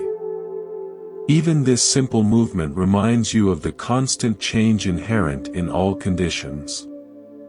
The second noble truth identifies why suffering happens. Your teacher continues. It arises from tanha, usually translated as craving or thirst, our habitual tendency to grasp at pleasant experiences and push away unpleasant ones. This explanation resonates with your experience. How often has suffering intensified not because of what happened, but because of your desperate wish that reality be different than it is? When we don't understand that everything happens for a reason according to conditions, the monk explains, we take events personally. We demand that reality conform to our preferences. We cling to what's pleasant as if it could last forever. We fight against what's unpleasant as if rejection could make it disappear. The view from this height shows the monastery as part of a larger landscape, nested within mountains, forests, valleys, and sky. Similarly, your individual life exists within larger systems of cause and effect stretching far beyond personal preferences. The third noble truth offers hope, the monk continues. When we understand that suffering arises from our relationship to experience rather than from experience itself, we discover the possibility of liberation. If clinging creates suffering, release creates freedom. This teaching challenges conventional thinking. Most people seek happiness by trying to arrange external conditions perfectly, the right relationship, job, home, or achievements. But if suffering originates from how we relate to conditions rather than the conditions themselves, then freedom might be found through inner transformation rather than external control. The fourth noble truth provides the practical path, your teacher explains. It outlines how to live from this understanding through right view, intention, speech, action, livelihood, effort, mindfulness, and concentration. These 8 aspects work together, transforming how we perceive and respond to life's events. The comprehensive nature of this path impresses you, addressing understanding, motivation, communication, behavior, work, energy, awareness, and mental cultivation. Not a simplistic solution, but a complete reorientation to existence. When we truly understand that everything happens for a reason according to causes and conditions, the monk continues, we naturally develop right view, the foundation of the entire path. We stop taking events personally, blaming others unfairly, or fighting against reality as it unfolds. From your elevated vantage point, you watch clouds move across the valley, their shadows flowing over the landscape like water. The perspective makes it easier to see how all elements interact: sunlight, air currents, moisture, temperature, creating the constantly changing conditions below. Right view naturally leads to right intention, your teacher explains. When we understand how suffering arises from grasping and aversion, we naturally intend to cultivate release, goodwill, and harmlessness. You consider how your own intentions might shift with deepening understanding, less driven by craving for specific outcomes, more oriented toward wisdom and compassion regardless of circumstances. These first 2 aspects of the path concern wisdom, the monk says. The next 3, right speech, right action, and right livelihood, concern ethical conduct. When we understand that everything happens for a reason according to conditions, we recognize how our words, actions, and work create ripples affecting ourselves and others. Birds soar in the valley below, riding invisible air currents with effortless grace. They neither fight against these conditions nor try to control them. They simply understand their nature and work with them skillfully. The final 3 aspects, right effort, right mindfulness, and right concentration, concern mental development, your teacher continues. They train the mind to see clearly, remain present, and respond wisely rather than react habitually. The sun begins its gradual descent toward the western mountains. The quality of light shifting subtly toward golden afternoon tones. This too reminds you of impermanence. How even the seemingly reliable sun appears to move through the sky, creating constantly changing conditions of light and shadow. This entire path emerges naturally from deeply understanding that everything happens for a reason, the monk summarizes. When we recognize that all phenomena arise, exist, and cease according to conditions, we stop fighting reality and start working skillfully within it. As you sit together absorbing these teachings, a temple bell rings in the distance, its clear tones signaling a transition in the monastery's daily schedule. Your teacher suggests returning to the main buildings for the afternoon meditation session. The teachings we've discussed are valuable intellectually, he explains as you descend the path, but their real power comes through direct experience in meditation practice. Back at the meditation hall, monks gather for the afternoon session. The atmosphere feels different from morning practice, perhaps because of the day's accumulated awareness or the particular quality of afternoon light filtering through paper windows.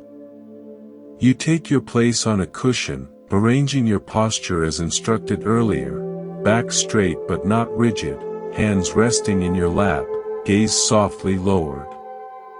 The collective presence of practitioners creates a palpable field of concentrated awareness that seems to support your own practice. This afternoon, your teacher explains once all are settled, we'll explore a meditation that directly investigates dependent origination, how phenomena arise from conditions, exist temporarily, then cease as conditions change. He guides the initial settling of attention through breath awareness, allowing the mind to become more stable and clear. After several minutes of this foundational practice, he introduces the investigation. As you sit, notice how sensations arise in your body, he instructs. When you become aware of a particular sensation, perhaps pressure where you contact the cushion or warmth in your hands, investigate its nature. Does it remain constant or change? What conditions support its appearance?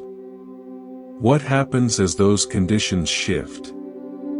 You follow these instructions, bringing attention to bodily sensations with genuine curiosity.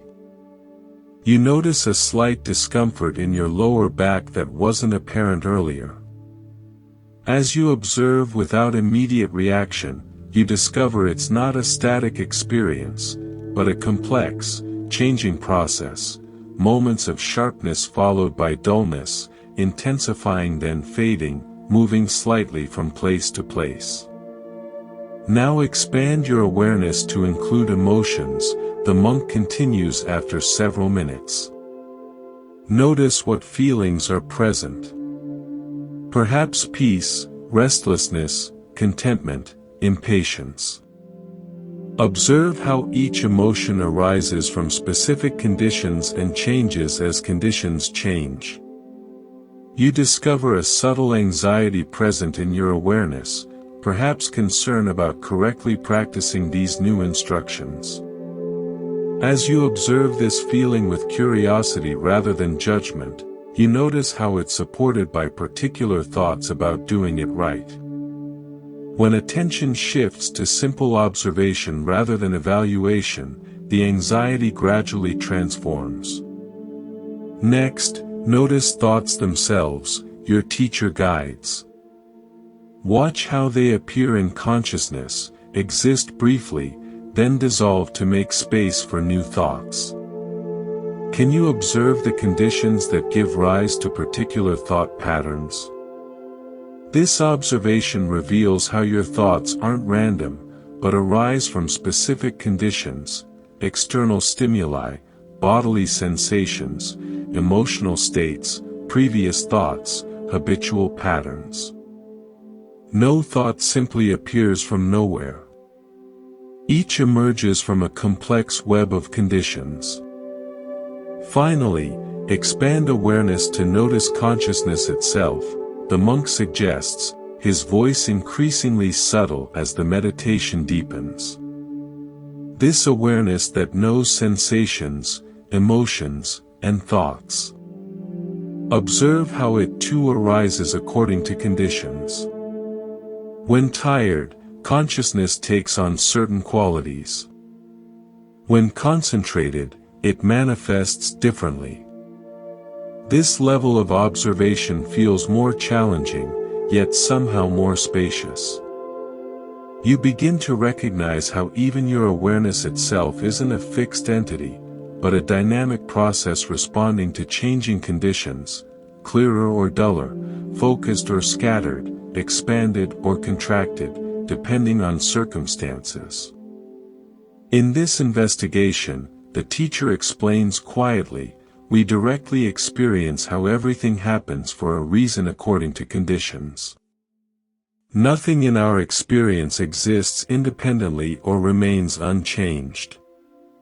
Everything flows in the continuous dance of arising and passing away. The meditation continues in silence. Each practitioner exploring this territory of direct observation. The collective energy of the hall supports sustained attention, making it easier to maintain awareness without distraction. After what might be 20 minutes or might be longer, time seems fluid in deep meditation. A small bell rings 3 times, signaling the session's conclusion. The monk offers final guidance as everyone gradually returns to ordinary awareness. Let this understanding of dependent origination infuse your entire experience, he suggests. When pleasant experiences arise, remember they exist because conditions support them and will change when conditions change. When difficult experiences arise, recognize they too depend on specific conditions and aren't permanent realities. You open your eyes slowly, the meditation hall coming back into focus. Afternoon light casts long rectangles through paper windows onto the wooden floor. Other monks shift slightly, some stretching subtly after the period of stillness. Carry this awareness into your evening activities, the monk concludes. Notice how everything you experience, from the taste of food to interactions with others to your own changing mental states, happens for specific reasons according to conditions. As monks disperse to various evening activities, your teacher invites you to join him for a walk outside the monastery walls. The surrounding forest offers another perspective on our teachings, he explains as you pass through the main gate. The path descends gently through pine forest, the ground soft with needles that cushion each step. The air smells of resin and earth, rich and vitally alive.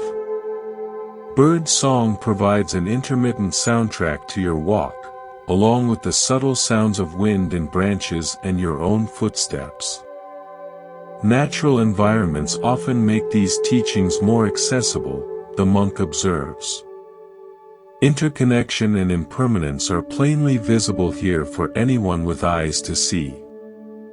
You notice how different the forest feels from the carefully tended monastery gardens. Here life expresses itself with less apparent order, yet perfect ecological intelligence. Dead trees becoming nurse logs for new growth. Fungi decomposing fallen branches. Insects and birds maintaining balance through their feeding patterns. In Buddhism, we don't see nature as separate from ourselves, your teacher explains as you walk. The same principles that govern these forest processes govern our experience. We too are natural systems responding to conditions. The path crosses a small stream via stepping stones. Recent rain has increased its flow, making the crossing require more careful attention. You focus on each stone as you progress, feeling how your movement adapts to these specific conditions. Every action we take resembles crossing this stream, the monk observes when you reach the other side. We respond to conditions as they are, not as we might wish them to be. The stones are placed as they are. The water flows as it does.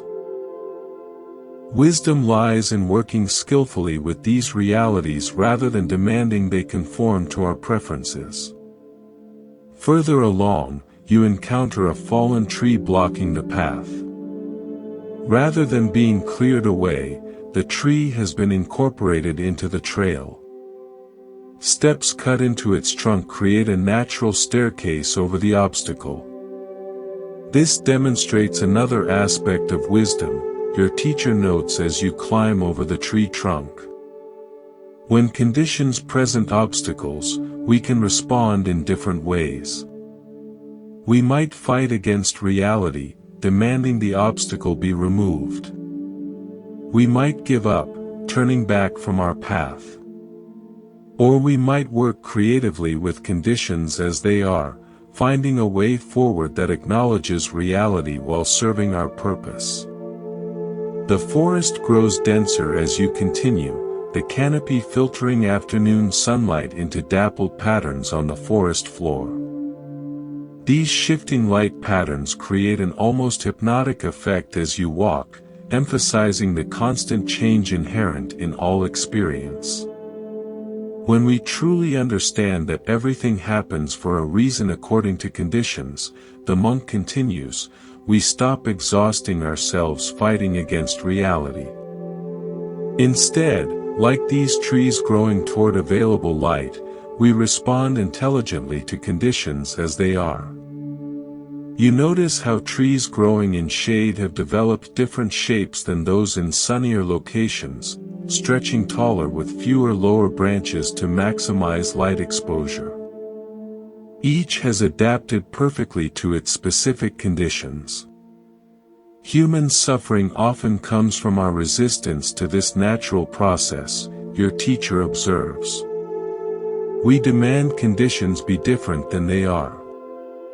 We refuse to adapt, insisting reality should conform to our fixed ideas. We fight against change rather than flowing with it. The path emerges from dense forest into a small clearing where a flat rock formation creates a natural resting place. Your teacher suggests pausing here before returning to the monastery. The late afternoon sun warms the stone as you sit, creating a pleasant contrast to the cool forest air. Let me share a teaching story that illustrates why everything happens for a reason, the monk says as you settle comfortably on the sun-warmed rock. It concerns how our limited perspective often prevents us from recognizing the deeper purpose within experiences, especially difficult ones. You prepare to listen, sensing that stories sometimes convey wisdom more effectively than abstract explanations. There once was a young disciple studying with a renowned meditation master, the monk begins. The disciple was sincere but often impatient, wanting to advance quickly toward enlightenment without fully developing the necessary foundations. One day the master asked the disciple to prepare tea. The young man did so hurriedly, bringing a steaming pot and cups to where the master sat. As he began pouring, the master suddenly struck the disciple's hand, causing him to spill hot tea everywhere. The disciple was shocked and upset. "Master, why did you do that?" he demanded. "Now the tea is wasted and I nearly burned myself." The master pointed calmly to the cup he had prevented the disciple from filling. Inside was a small scorpion that had fallen in while the cup sat unused. Had the disciple poured the tea, the scorpion would certainly have stung him when he lifted the cup to drink. Sometimes what appears as harm is actually protection, the master explained. Your limited perspective saw only an aggressive act. My wider perspective saw what would happen if I didn't intervene. The monk pauses, letting the story settle into your understanding. This simple tale holds multiple lessons, he continues. First, it demonstrates how limited perspective prevents us from recognizing the true nature of events. What appears harmful from one viewpoint may serve a beneficial purpose from a wider perspective. You think about experiences in your own life initially perceived as setbacks that later revealed unexpected benefits. Plans that fell through making way for better opportunities. Relationships that ended creating space for growth. Failures that taught essential lessons leading to later success. Second, the story reminds us that we rarely see the full web of causes and conditions affecting any situation, your teacher explains. The disciple couldn't see the scorpion. He lacked information necessary for accurate understanding. Similarly, we often judge situations without seeing their full context. Birds call to each other as evening approaches, preparing to roost for the night. Their communication, incomprehensible to human ears, nonetheless serves perfectly within their own system of meaning, another reminder of how limited any single perspective must be. Finally, the story suggests that apparent setbacks often protect us from harm we cannot perceive, the monk concludes. The paths not taken, the opportunities missed, the relationships ended, these disappointments may actually be sheltering us from greater difficulties or clearing the way for more appropriate circumstances. This perspective offers a profound reframing of life's challenges, not as random misfortunes to be endured, but as meaningful redirections guiding you toward what truly serves your development. When we understand that everything happens for a reason, your teacher emphasizes, we hold our judgments more lightly. We remain open to the possibility that what seems negative from our limited perspective may serve purposes we cannot yet recognize. The sun dips lower toward mountain peaks, signaling time to return to the monastery before darkness falls. You rise from the warm rock, feeling both physically refreshed by the forest walk and mentally stimulated by these teachings. As we walk back, the monk suggests, practice maintaining awareness of how each step happens for specific reasons. Your intention to return, the path's condition, your body's capabilities, the changing light influencing your pace. Nothing occurs randomly. Everything manifests through the meeting of particular conditions. This mindful walking practice helps integrate the intellectual understanding you've been developing with direct physical experience. Each step involves countless factors coming together, muscle contractions, neurological signals, balance adjustments, visual processing, yet occurs as a seemingly simple, unified action. This same principle applies to all aspects of experience, your teacher reminds you as you approach the monastery gates. From mundane activities like walking to profound spiritual insights, everything happens for specific reasons according to conditions. Evening settles over the monastery as you return. Lanterns have been lit along pathways, creating pools of warm light in the gathering darkness. Monks move quietly between buildings, completing final daily tasks before the evening meal and meditation.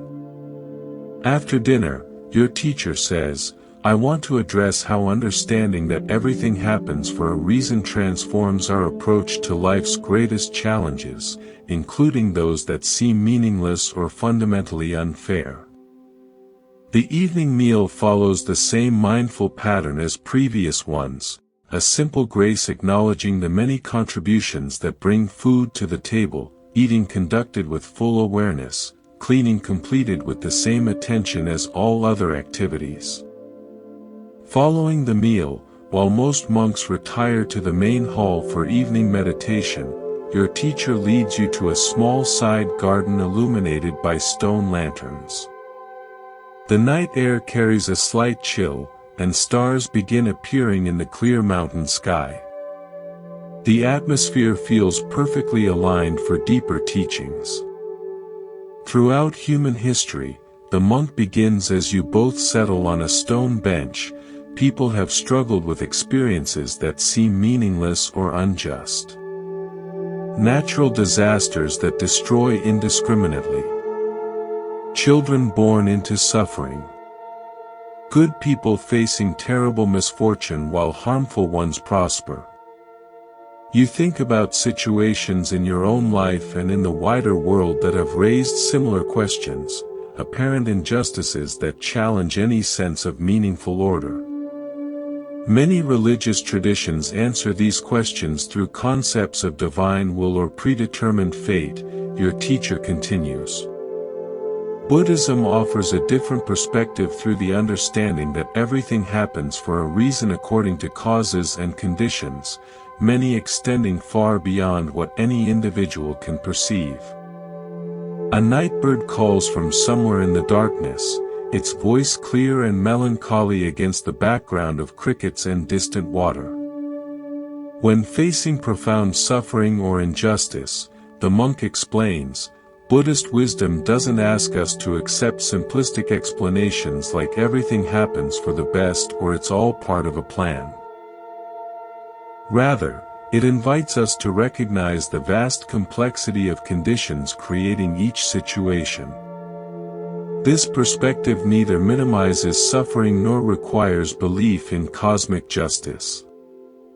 It simply acknowledges reality's immense complexity and our limited ability to comprehend it fully. Natural disasters happen because of geological, meteorological, and environmental conditions, your teacher illustrates. Children experience suffering because of social, economic, political, and historical conditions. Good people face misfortune and harmful ones prosper because the web of karma extends across lifetimes and involves collective as well as individual actions. Stars continue appearing overhead as darkness deepens, their ancient light reaching you after traveling years or centuries through space. A perfect metaphor for how causes create effects across vast distances of both space and time. Understanding that everything happens for a reason according to conditions doesn't explain away suffering or make it disappear, the monk emphasizes, but it helps us respond more skillfully by focusing attention on conditions we can affect rather than wasting energy fighting against what cannot be changed.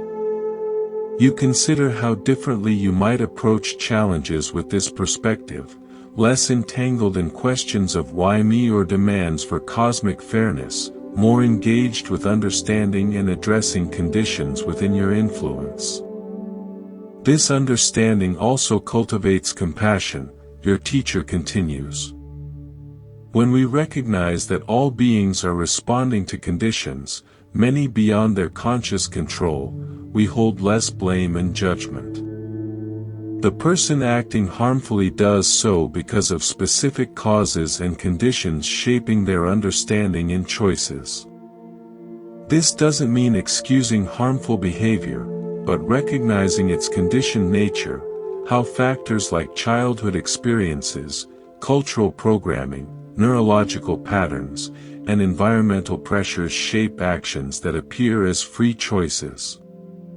Most importantly, the monk emphasizes, this understanding empowers us to create different conditions moving forward. While we cannot change what has already occurred, we can establish causes likely to produce more beneficial effects for ourselves and others. The stone lanterns cast gentle light that doesn't extend far into the surrounding darkness, like human understanding illuminating a small circle of the vast unknown. Yet this limited light provides enough to navigate the immediate environment safely. When facing life's greatest challenges, your teacher concludes, remember that understanding why everything happens for a reason isn't about passive acceptance, but wise discernment. It helps us distinguish what can be changed from what must be accepted, then respond with both compassion for what is and commitment to creating more beneficial conditions for what will be. As evening deepens around the monastery, the main bell rings, signaling the final meditation session of the day. Monks gather in the hall where candles create islands of soft light in the darkness. The atmosphere feels both peaceful and charged with collective intention. For tonight's practice, your teacher explains as you take your place on a cushion, we'll explore how understanding that everything happens for a reason transforms our relationship with difficult emotions. The hall settles into silence as practitioners arrange themselves in meditation posture. Only the occasional sounds of shifting bodies and distant night creatures interrupt the profound quiet. Begin by settling awareness in the present moment, the monk instructs, his voice gentler than during daytime teachings. Notice your breath, your body sensations, the points of contact with the floor and cushion. Allow yourself to be fully here. Now you follow these instructions, feeling how different evening meditation feels from morning or afternoon sessions. The body carries the day's accumulated experiences. The mind holds impressions and understandings from hours of practice and teaching. Now bring to mind a moderately difficult situation from your life, your teacher continues after several minutes of settling. Nothing overwhelming, but something that creates noticeable emotional reactivity, perhaps a misunderstanding with someone, a minor setback, or an ongoing challenge. You recall a recent work situation involving criticism that felt unfair at the time. Even remembering it now creates a subtle tightening in your chest and shoulders. Notice what emotions arise as you recall this situation, the monk guides. Don't suppress or analyze them. Simply observe with kind awareness what feelings are present. Where do you experience them in your body? You discover a complex mixture, defensiveness, embarrassment, residual anger, manifesting as tension in your shoulders, a slight flush in your face, a knot in your stomach. These physical manifestations make the emotions tangibly real rather than abstract concepts. Now investigate the conditions supporting these emotions, your teacher instructs. What thoughts accompany these feelings? What beliefs underlie your reaction? What past experiences might influence your present response? This investigation reveals how your emotional reaction depends on specific conditions. Thoughts about being misunderstood, beliefs about fairness, previous experiences where criticism led to negative consequences. The emotion isn't a solid thing but a process arising from these supporting conditions. Notice how understanding the conditioned nature of emotions creates space around them, the monk suggests. They're no longer solid, permanent realities, but temporary phenomena arising when certain conditions come together. This shift in perspective creates a subtle but significant change in your experience. The emotions themselves don't disappear, but they become less overwhelming, less defining, more like weather passing through the sky of awareness than absolute truths about reality. When we truly understand that everything happens for a reason according to conditions, your teacher continues, his voice barely above a whisper in the quiet hall, we hold our emotions more lightly. We recognize that anger, fear, jealousy, and grief arise not because we're flawed or because reality is wrong, but because specific conditions support these states. Candles flicker as a slight breeze finds its way into the hall, creating dancing shadows on walls and ceiling. Like emotions, these shadows are real experiences but not solid realities, dependent on specific conditions of flame, air movement, and surfaces for their momentary existence.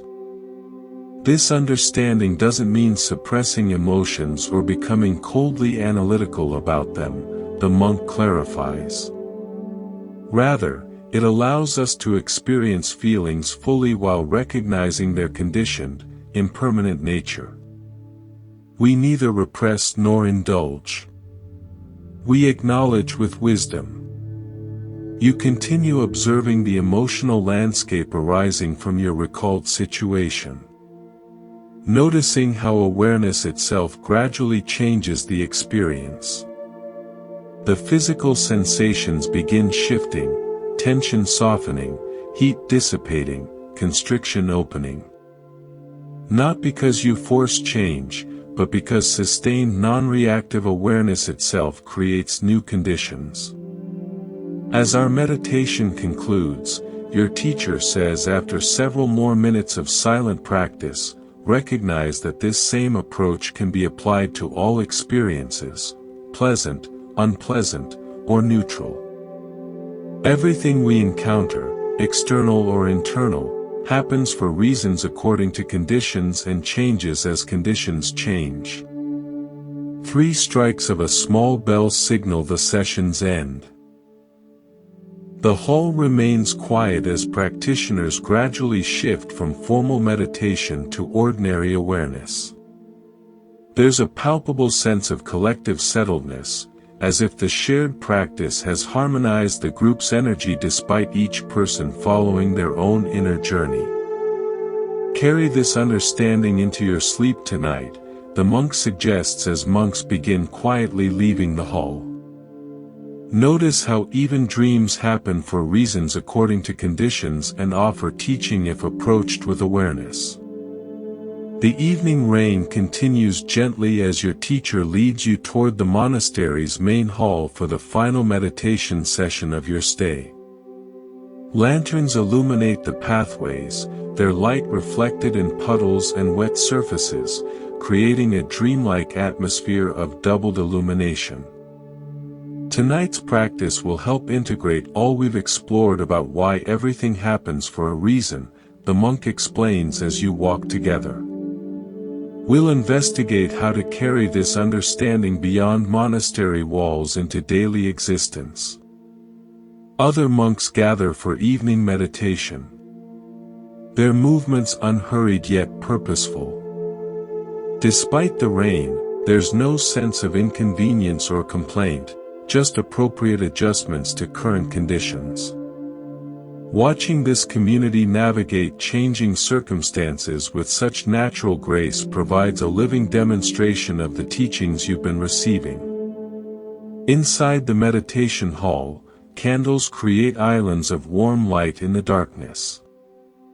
The atmosphere feels both peaceful and charged with collective intention. You take your place on a cushion, arranging your posture with growing familiarity, back straight but not rigid, hands resting in your lap, gaze softly lowered. Begin by settling awareness in the present moment, your teacher instructs once all are seated. Notice your breath, your body sensations, the points of contact with the floor and cushion. Allow yourself to be fully here.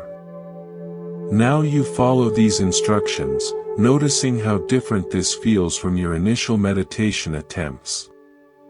There's less struggle to concentrate, more natural presence with experience as it unfolds. Even wandering thoughts become opportunities for practice rather than obstacles to it. As your awareness stabilizes, the monk continues after several minutes, reflect on the central teaching we've explored. Everything happens for a reason according to causes and conditions. Nothing arises independently. Nothing exists separately. Nothing occurs randomly. This understanding has gradually settled from intellectual concept to experiential reality through your time at the monastery. You've observed its truth in nature, in human interactions, in your own body and mind. Everything manifesting through specific conditions coming together. Now contemplate how you might integrate this understanding into your daily life beyond the monastery, your teacher suggests. Not as philosophy or belief, but as lived wisdom illuminating each experience. This brings your attention to practical application. How might this teaching transform your relationship with work challenges, difficult relationships, personal habits, unexpected circumstances, all the complex conditions comprising ordinary existence? First, consider how understanding dependent origination affects how you perceive problems, the monk guides. When difficulties arise, rather than seeing them as random obstacles or personal punishments, you might investigate what conditions created them and what conditions might transform them. You imagine applying this approach to challenges awaiting your return. Seeing them not as solid, independent entities, but as processes arising from specific conditions, many of which might be addressable through wise action. Next, contemplate how this understanding transforms your relationship with other people, your teacher continues. When someone acts in ways that create difficulty, rather than judging them based on isolated behavior, you might recognize their actions as arising from their own complex conditioning, just as yours arise from yours. This perspective doesn't excuse harmful behavior but creates space for seeing people more completely, understanding rather than merely reacting to their actions. Such understanding naturally cultivates compassion rather than judgment. Also consider how recognizing that everything happens for a reason affects your relationship with your own thoughts and emotions, the monk suggests. When difficult states arise, rather than identifying with them as me or mine, you might observe them as conditioned processes arising when specific factors come together. This approach offers liberation from being controlled by mental and emotional states, not by suppressing them, but by understanding their conditioned nature and therefore holding them more lightly. Finally, contemplate how this understanding transforms your approach to creating positive change, your teacher instructs. Rather than forcing outcomes through rigid will or abandoning responsibility through passivity, you might work skillfully with conditions as they are while introducing beneficial new conditions. This balanced middle way avoids both controlling struggle and resigned acceptance, offering instead intelligent cooperation with reality's fluid processes. As the meditation continues in silence, you explore these applications, imagining how different life might be when viewed through this lens of understanding. Not that external circumstances would magically transform, but your relationship with those circumstances might change profoundly. After what might be 20 minutes or might be longer, time seems fluid in deep meditation. A small bell rings 3 times, signaling the session's conclusion. Your teacher offers final guidance as the hall gradually returns to ordinary activity. As you prepare to leave tomorrow, he says, remember that this understanding is always available to you, regardless of external circumstances. Everything happening for a reason according to conditions isn't something you believe or don't believe. It's simply how reality functions, whether recognized or not. This reminder feels significant. The teaching isn't an optional philosophy, but a description of how existence actually operates. Your recognition or non-recognition doesn't change reality, but it profoundly affects how you experience and navigate that reality. Carry this wisdom with you like an internal compass, the monk suggests as the meditation hall slowly empties. Let it guide your responses to whatever conditions you encounter. Following evening meditation, most monks retire to their quarters, but your teacher invites you for a final conversation beneath the monastery's covered walkway. The rain has stopped, leaving the night air fresh and clear.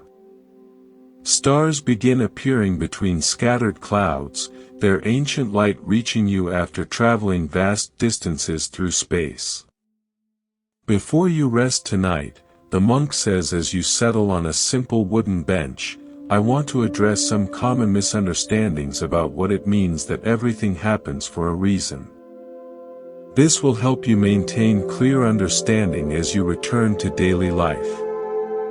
You welcome this clarification, aware that subtle misinterpretations might significantly alter how you apply these teachings. First, your teacher begins, understanding that everything happens for a reason according to conditions doesn't mean adopting fatalism or resignation. Recognizing how conditions create current reality empowers us to establish different conditions, creating different future realities.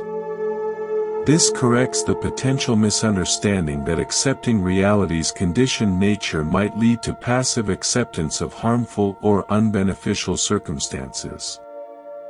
Second, the monk continues, this understanding doesn't suggest that suffering happens for the best or serves some predetermined plan.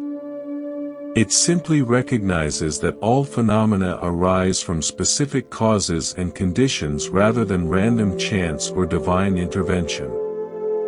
This clarification addresses the common confusion between Buddhist dependent origination and certain religious notions of fate or divine purpose. Third, your teacher emphasizes, recognizing that others' actions arise from their conditioning doesn't mean excusing harmful behavior or abandoning appropriate boundaries.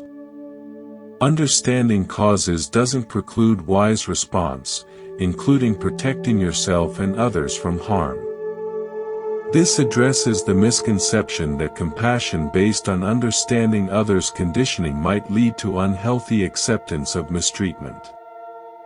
Fourth, the monk continues, understanding karma, how actions create consequences, doesn't mean blaming victims for their suffering. Most conditions creating any situation extend far beyond individual choice, involving collective, historical, environmental, and countless other factors beyond personal control. This corrects a particularly harmful misinterpretation that sometimes leads people to dismiss others' suffering as deserved or self-created. Finally, your teacher concludes, this teaching doesn't ask you to stop having preferences or desires for positive change. It simply suggests holding these preferences with wisdom rather than rigid demand. Recognizing the difference between wanting reality to be different and refusing to accept it as it currently is. Night air feels increasingly cool against your skin. Another simple reminder of how all experience depends on specific conditions, in this case, temperature, moisture, and physical sensation. As you integrate these teachings, the monk advises, be patient with yourself. Understanding that everything happens for a reason according to conditions is simple in concept but profound in application. It takes time and practice for this wisdom to permeate all aspects of experience. Stars continue appearing as clouds disperse, revealing more of the vast cosmic expanse above the monastery. The scale of space visible on this clear mountain night offers another perspective on dependent origination. How even celestial bodies and cosmic processes arise, exist, and cease according to specific conditions. Remember that the purpose of understanding why everything happens for a reason isn't to reach perfect comprehension of all conditions, your teacher emphasizes. That would be impossible given reality's immense complexity. The purpose is practical, to reduce suffering and increase wisdom in how you relate to life as it unfolds. This reminder feels liberating. You don't need to understand every causal factor in every situation. You simply need enough clarity to respond more skillfully and suffer less unnecessarily. Tomorrow as you leave, the monk says, carry 3 questions that can help maintain this understanding in daily life. What conditions led to this situation? What would happen if I resist this reality? What response would create more positive conditions moving forward? These practical questions distill the teaching's essence into an applicable form, a compass for navigating complex situations with greater wisdom. Now rest well, your teacher concludes with a gentle bow. Tomorrow brings the opportunity to practice these teachings in new conditions. Remember that everything, even sleep, even dreams, happens according to specific causes and conditions and offers wisdom if approached with awareness. As you return to your simple quarters for your final night at the monastery, the cumulative effect of these teachings continues working within you. The room feels different somehow, not physically changed, but perceived differently through your evolving understanding. The single candle, the sleeping mat, the small table, the cup of tea someone has thoughtfully prepared, each exists through countless conditions coming together. Their apparent solidity dissolves somewhat when perceived as processes rather than fixed objects. You prepare for sleep, reflecting on the extraordinary amount of wisdom shared during your brief stay. The teachings on dependent origination, how everything happens for specific reasons according to conditions, feel simultaneously vast in implications and immediately practical in application. Sleep approaches gradually, your awareness moving between alert contemplation and dreamy pre-sleep states. In this liminal space, the monastery's teachings continue processing themselves, integrating at levels beyond conscious thought. Your final coherent reflection before drifting into sleep centers on gratitude.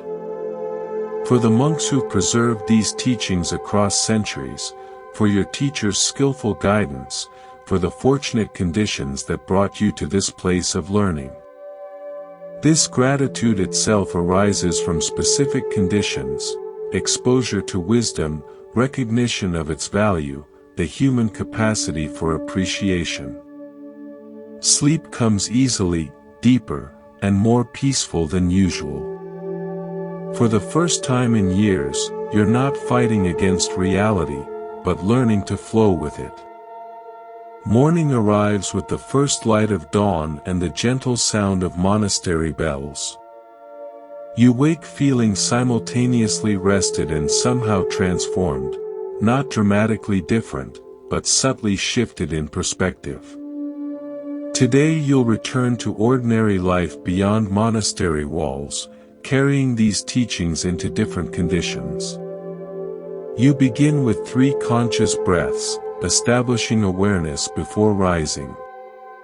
Simple morning activities, washing, dressing, arranging your few belongings, become opportunities to practice presence rather than automatic functions to complete without attention. Outside your quarters, the monastery moves through its morning rhythm. Everything appears fresh after yesterday's rain. Colors more vibrant, air more clear, surfaces glistening with remaining moisture. Yet you recognize these two as impermanent conditions that will change as sunlight intensifies and water evaporates. Your teacher finds you after breakfast, suggesting a final walk before your departure. "Let's visit the viewpoint overlooking the valley," he proposes. It offers a fitting perspective for our concluding conversation. The path ascending to the viewpoint feels familiar now.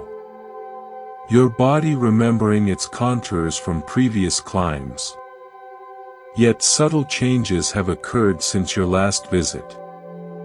New puddles from yesterday's rain. Different birds calling from surrounding trees. Altered quality of morning light. Nothing remains exactly the same, even in this seemingly timeless place. Reaching the viewpoint, you discover a spectacular morning vista. Valley mist is beginning to burn off as sunlight strengthens, revealing the landscape below in stages rather than all at once. Mountains beyond remain partially obscured by lingering clouds, creating a scene of depth and mystery. This changing view perfectly illustrates our teaching, your teacher observes as you both settle on the stone bench. What you see depends entirely on specific conditions. Time of day, recent weather, your physical position, atmospheric clarity. Change any condition, and your perception transforms accordingly. The valley continues revealing itself as mist disperses. Villages, fields, rivers, and forests gradually emerge from obscurity into visibility. This natural unfolding seems to mirror your own experience during these days of learning, wisdom gradually clarifying what was previously obscured. As you return to your daily life, the monk continues, you'll face conditions very different from what you've experienced here. Some may support continued practice. Others may challenge it. This is natural and to be expected.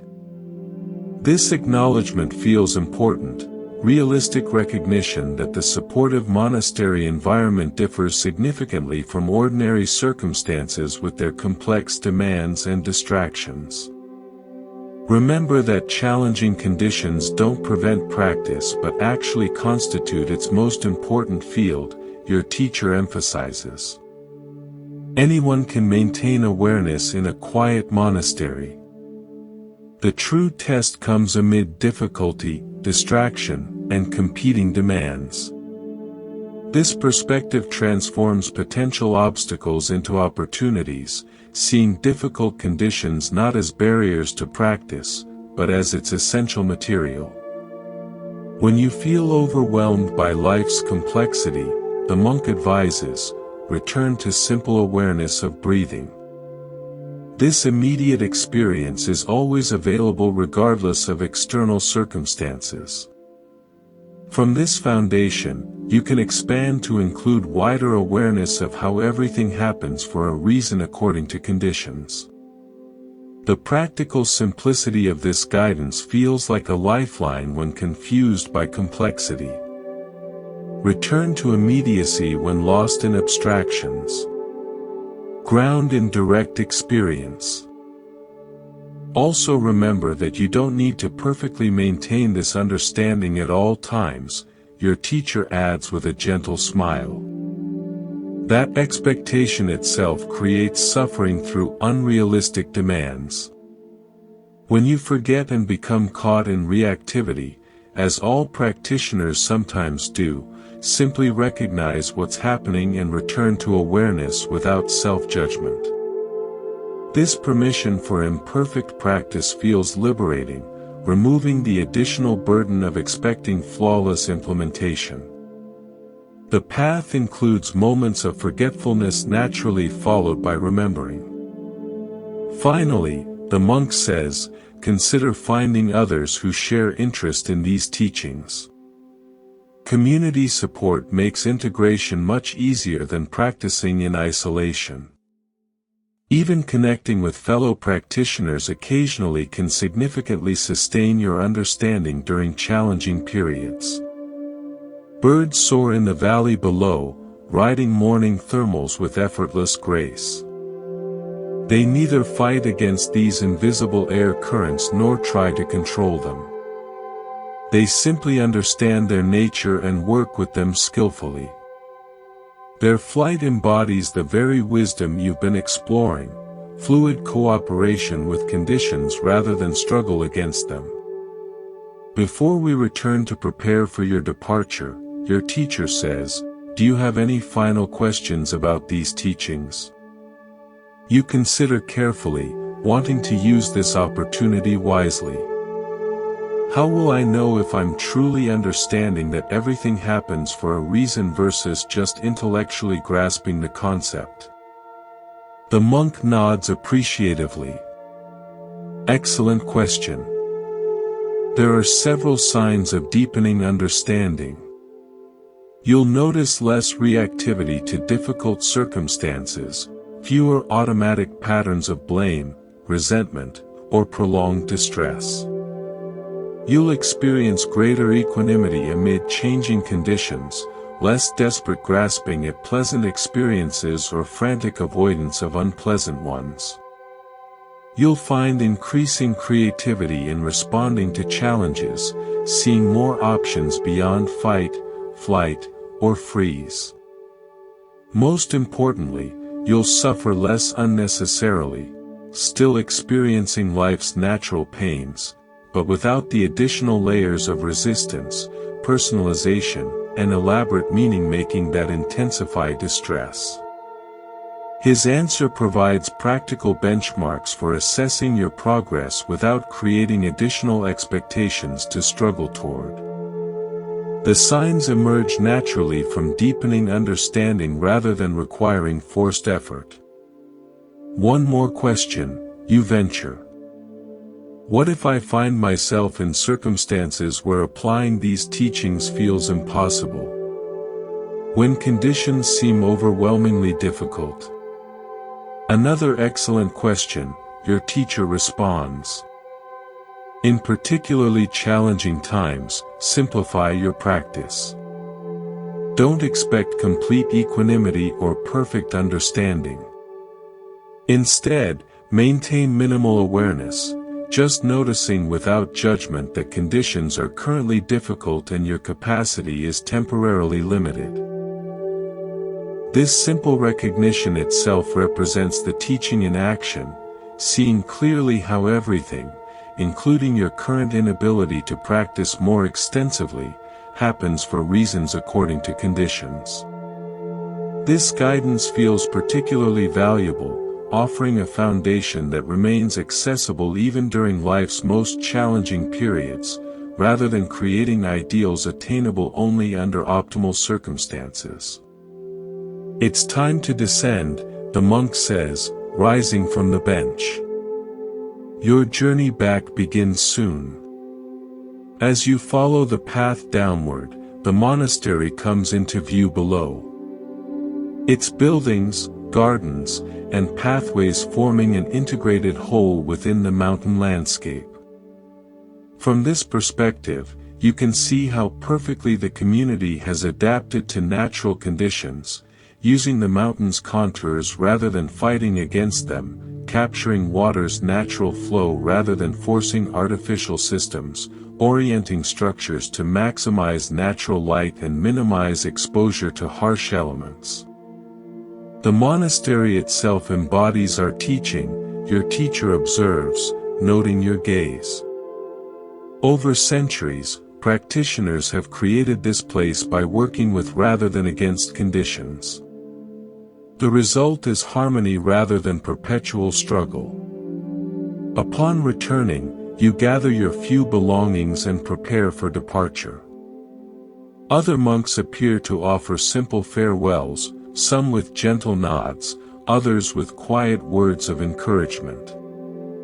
Though your stay has been brief, you feel a genuine connection with this community, united by shared practice rather than conventional social ties. Your teacher accompanies you to the monastery gate where the path begins its descent toward the valley. The morning has fully blossomed now. Sunlight illuminating the landscape, birds actively singing, gentle breezes carrying the scent of pine and distant flowering plants. As you return to your world, the monk says at the threshold, remember that these teachings aren't separate from ordinary life, but reveal its true nature. Everything you encounter, from mundane tasks to profound challenges, happens for specific reasons according to conditions, and offers opportunities for deepening wisdom. He places something in your hand, a simple bracelet made of wooden beads, similar to those many monks wear around their wrists. This can serve as a reminder when needed. Whenever you notice it, take one conscious breath and recall that everything in that moment, including your awareness itself, happens for reasons according to conditions. The simple gift feels perfectly appropriate, not elaborate or precious in conventional terms, but meaningful as a practical aid for continued practice. Thank you for these teachings, you say, feeling both gratitude and a certain sadness at departure. They've changed how I see everything. The teachings were already present in reality, the monk responds with a gentle smile. We've simply pointed to what was always there, but perhaps not recognized. The true teacher is your own direct experience when approached with awareness. With a final bow, he releases you to continue your journey. As you begin descending the mountain path, you glance back once to see him still standing at the gate, a serene presence amid the monastery's timeless activity. The path down the mountain offers its own opportunities for practice. Each step requires attention to current conditions, steepness, loose stones, muddy sections from yesterday's rain. Your body naturally adjusts its movement according to these changing circumstances, demonstrating at the physical level exactly what you've been learning at the conceptual level. You notice how this descent differs from your ascent days earlier. Then your mind was filled with expectations, questions, perhaps anxiety about what you would find. Now, though still anticipating return to ordinary life, your awareness remains more grounded in present experience. The sensation of each step, the changing perspective as you descend, the sounds and scents of the mountain environment. About halfway down, you pause to rest beside a small stream. Water flows with perfect responsiveness to conditions. Moving faster where the slope steepens, forming pools where depressions exist, creating ripples when encountering rocks, remaining smooth where the stream bed is even. No resistance, no complaint, no struggle against circumstances, just natural adaptation to what is. Everything happens for a reason according to conditions, you remind yourself, watching water droplets catch sunlight as they splash over stones. This simple fact, recognized or not, governs all existence, from cosmic processes to subatomic interactions, from social systems to individual thoughts arising in consciousness. Continuing downward, you begin noticing signs of human habitation, terrace fields in the distance, occasional glimpses of valley roads, the sound of a vehicle somewhere below. The contrast between monastery simplicity and ordinary complexity grows more apparent with each step towards civilization. Yet rather than creating anxiety, this transition feels more like an opportunity to apply what you've learned in different circumstances. The monastery provided optimal conditions for recognizing these teachings, but their true value emerges in navigating everyday complexities with greater wisdom and less unnecessary suffering. By midday, you reach the small village where your journey began and will now conclude with transportation back to your regular life. The settlement appears simultaneously familiar and somehow different, physically unchanged, yet perceived through your evolved understanding. While waiting for your transportation, you sit at a small tea shop overlooking the village square. Ordinary life unfolds before you. Merchants selling goods, children playing, elders conversing on benches, workers delivering supplies. Every action, every interaction happens for specific reasons according to conditions. Though most participants remain unaware of this underlying reality, you don't view this lack of awareness with judgment, but with compassion, recognizing that your own understanding remains partial and continues developing through practice. The Buddha's teachings describe reality whether acknowledged or not, just as gravity operates regardless of our understanding of physics. Sipping tea, you notice its complex flavor profile: bitter, sweet, astringent, earthy notes combining into a single experience dependent on countless conditions from soil composition to water temperature. Even this simple pleasure demonstrates dependent origination when approached with mindfulness. Your transportation arrives, marking the final transition from retreat back to regular existence. As you board, you silently reaffirm your intention to carry these teachings forward, not as abstract philosophy, but as lived wisdom, illuminating each experience. The vehicle begins moving. Monastery mountains gradually receding in the distance. Yet something intangible remains with you. Not just memories or concepts, but a fundamental shift in how you perceive reality. Everything happens for a reason according to conditions. This understanding, once glimpsed, transforms how you relate to all aspects of existence. As your journey continues, villages and fields gradually transition to busier roads and eventually urban environments.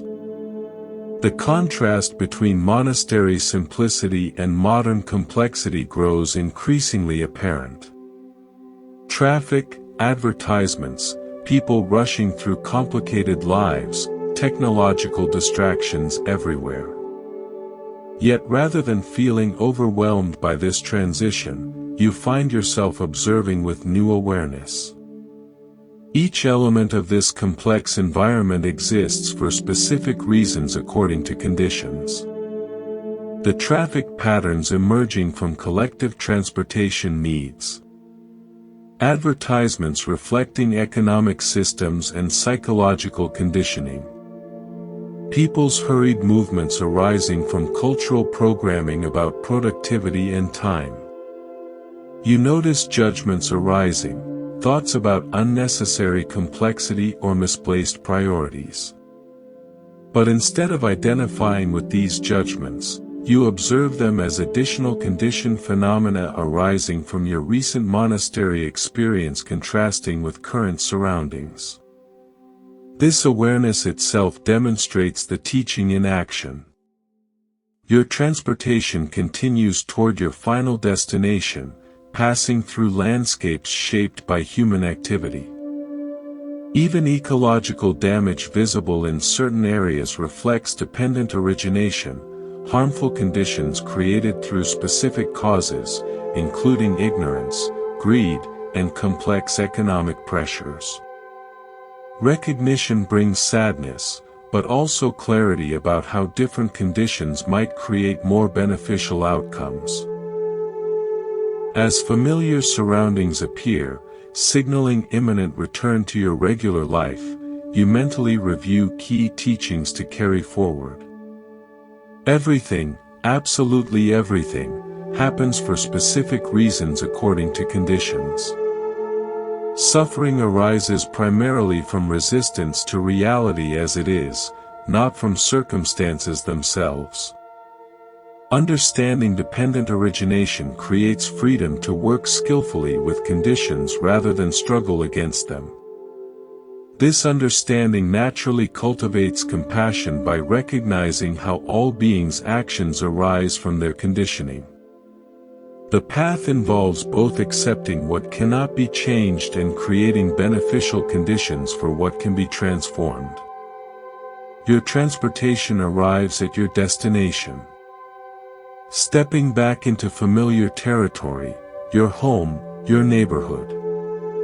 You notice how differently you perceive these once ordinary surroundings. Not dramatically altered, but viewed with fresher awareness of how each element exists through specific conditions rather than independent, inherent existence. Returning to your living space, you're struck by how objects previously taken for granted as fixed entities now appear more clearly as processes. Each possession representing countless conditions coming together temporarily. From raw materials to manufacturing, from economic systems to personal preferences that brought them into your sphere. You place the simple wooden bracelet from the monastery on a small shelf where you'll see it daily, a physical reminder of intangible wisdom. Then you take 3 conscious breaths, acknowledging this transition back to ordinary life while carrying extraordinary understanding. This return doesn't represent an ending but a beginning, the start of integrating these teachings into daily existence. The real practice happens not in perfect monastery conditions but amid life's complex, messy, constantly changing circumstances. Everything happens for a reason according to conditions. This understanding, once glimpsed, remains available in each moment. A compass for navigating life with greater wisdom, less unnecessary suffering, and more compassionate presence. 3 months have passed since your monastery stay. Ordinary life has resumed its rhythm, yet subtle shifts in perspective persist. Moments of clarity amid routine activities. Instances of equanimity during challenges. Expanding capacity to see situations through the lens of dependent origination. You're washing dishes one evening when awareness suddenly sharpens. The simple activity, warm water, soap, repetitive movement, becomes extraordinarily vivid. You notice how each element exists through specific conditions.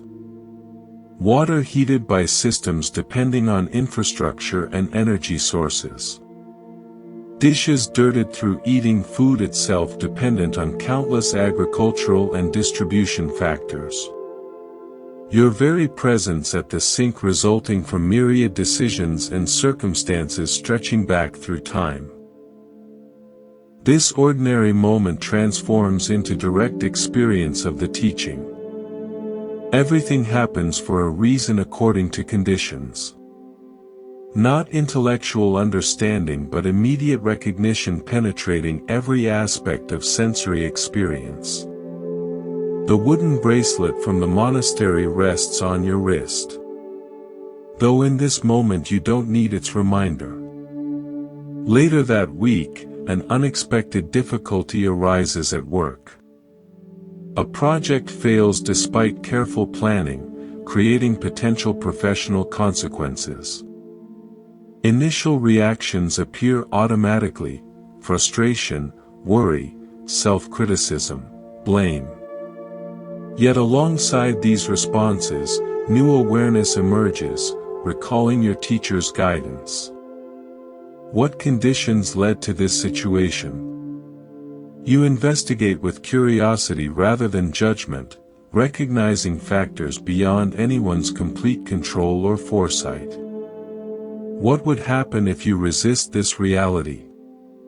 You notice how fighting against what has already occurred creates additional suffering beyond the natural disappointment of unmet expectations.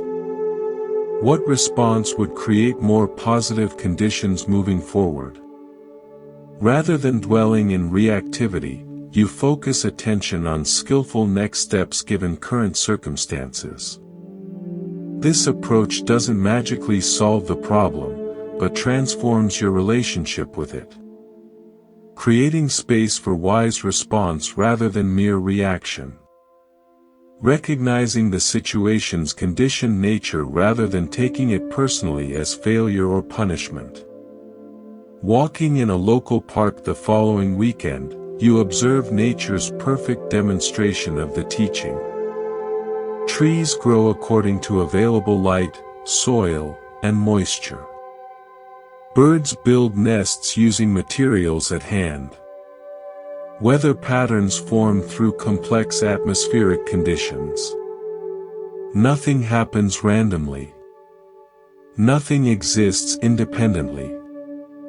Everything manifests through causes and conditions working together. You recall your monastery teacher explaining how enlightenment isn't some distant exotic state, but clear recognition of reality as it actually is, free from the distortions of ignorance, attachment, and aversion. These moments of clear seeing, however brief, offer glimpses of that realization. Sitting on a park bench, you close your eyes briefly, establishing awareness of breathing, the simple practice recommended for reconnecting with immediate experience when overwhelmed by complexity.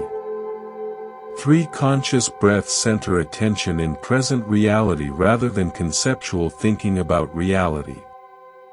Opening your eyes, the world appears simultaneously ordinary and extraordinary, familiar physical forms recognized as temporary manifestations of ongoing processes. Solid-seeming objects understood as events unfolding according to conditions. This perception brings unexpected ease, less need to control, judge, or fix what arises when its conditioned nature is clearly seen. That evening while preparing for sleep, you reflect on how understanding that everything happens for a reason continues integrating into daily experience. Progress doesn't follow a straight line. Some days bring clear insight. Others revert to habitual reactivity. Yet even forgetting becomes opportunity for practice when recognized with compassion rather than self-criticism. As sleep approaches, you remember the monastery and feel gratitude for teachings that continue revealing their wisdom through direct application. The understanding that everything happens for specific reasons according to conditions isn't abstract philosophy but practical guidance for navigating existence with greater wisdom and less unnecessary suffering. Sleep comes easily, your breath gradually slowing. Even this transition from wakefulness to sleep happens according to specific conditions: physical fatigue, quieting sensory input, slowing thought patterns, appropriate environment. Nothing random, nothing separate, everything unfolding in perfect accordance with causes and conditions. As we conclude this immersive exploration of Buddhist wisdom, consider how these teachings might illuminate your own experience. The understanding that everything happens for a reason according to conditions doesn't require belief or faith, only careful observation of life as it actually unfolds moment by moment. This wisdom tradition offers not escape from reality but clearer engagement with it. Recognizing how suffering arises from resistance to what is. How freedom emerges from working skillfully with conditions rather than fighting against them. How compassion naturally develops when we understand the conditioned nature of all behavior, including our own. Whether you're listening to these teachings while falling asleep or during quieter waking hours, allow this understanding to permeate your awareness. Notice how everything happening right now, external sounds, bodily sensations, arising thoughts, emotional tones, exists through specific conditions coming together in this unrepeatable moment. The path isn't about achieving some perfect future state, but recognizing what's already true about existence. Everything happens for a reason according to conditions. This simple fact, when deeply understood, transforms how we meet each experience with less resistance, more wisdom, greater compassion, and the profound peace that comes from aligning with rather than fighting against reality. May these teachings serve your journey toward greater understanding and freedom from unnecessary suffering. May you recognize that everything, absolutely everything, happens for specific reasons according to conditions. And may this recognition bring increasing wisdom to how you navigate this precious human life. Rest now in this understanding, letting it continue working within you, even as conscious awareness transitions towards sleep. Everything happens for a reason. Everything serves your awakening when met with awareness. Everything offers wisdom when approached with clear seeing. Sleep well, resting in the natural unfolding of conditions. Your consciousness and body follow ancient rhythms of rest and renewal, participating in the vast interdependent web of existence. Everything happens for a reason according to conditions. This understanding remains available whether awake or asleep, offering its transformative wisdom to all aspects of your experience.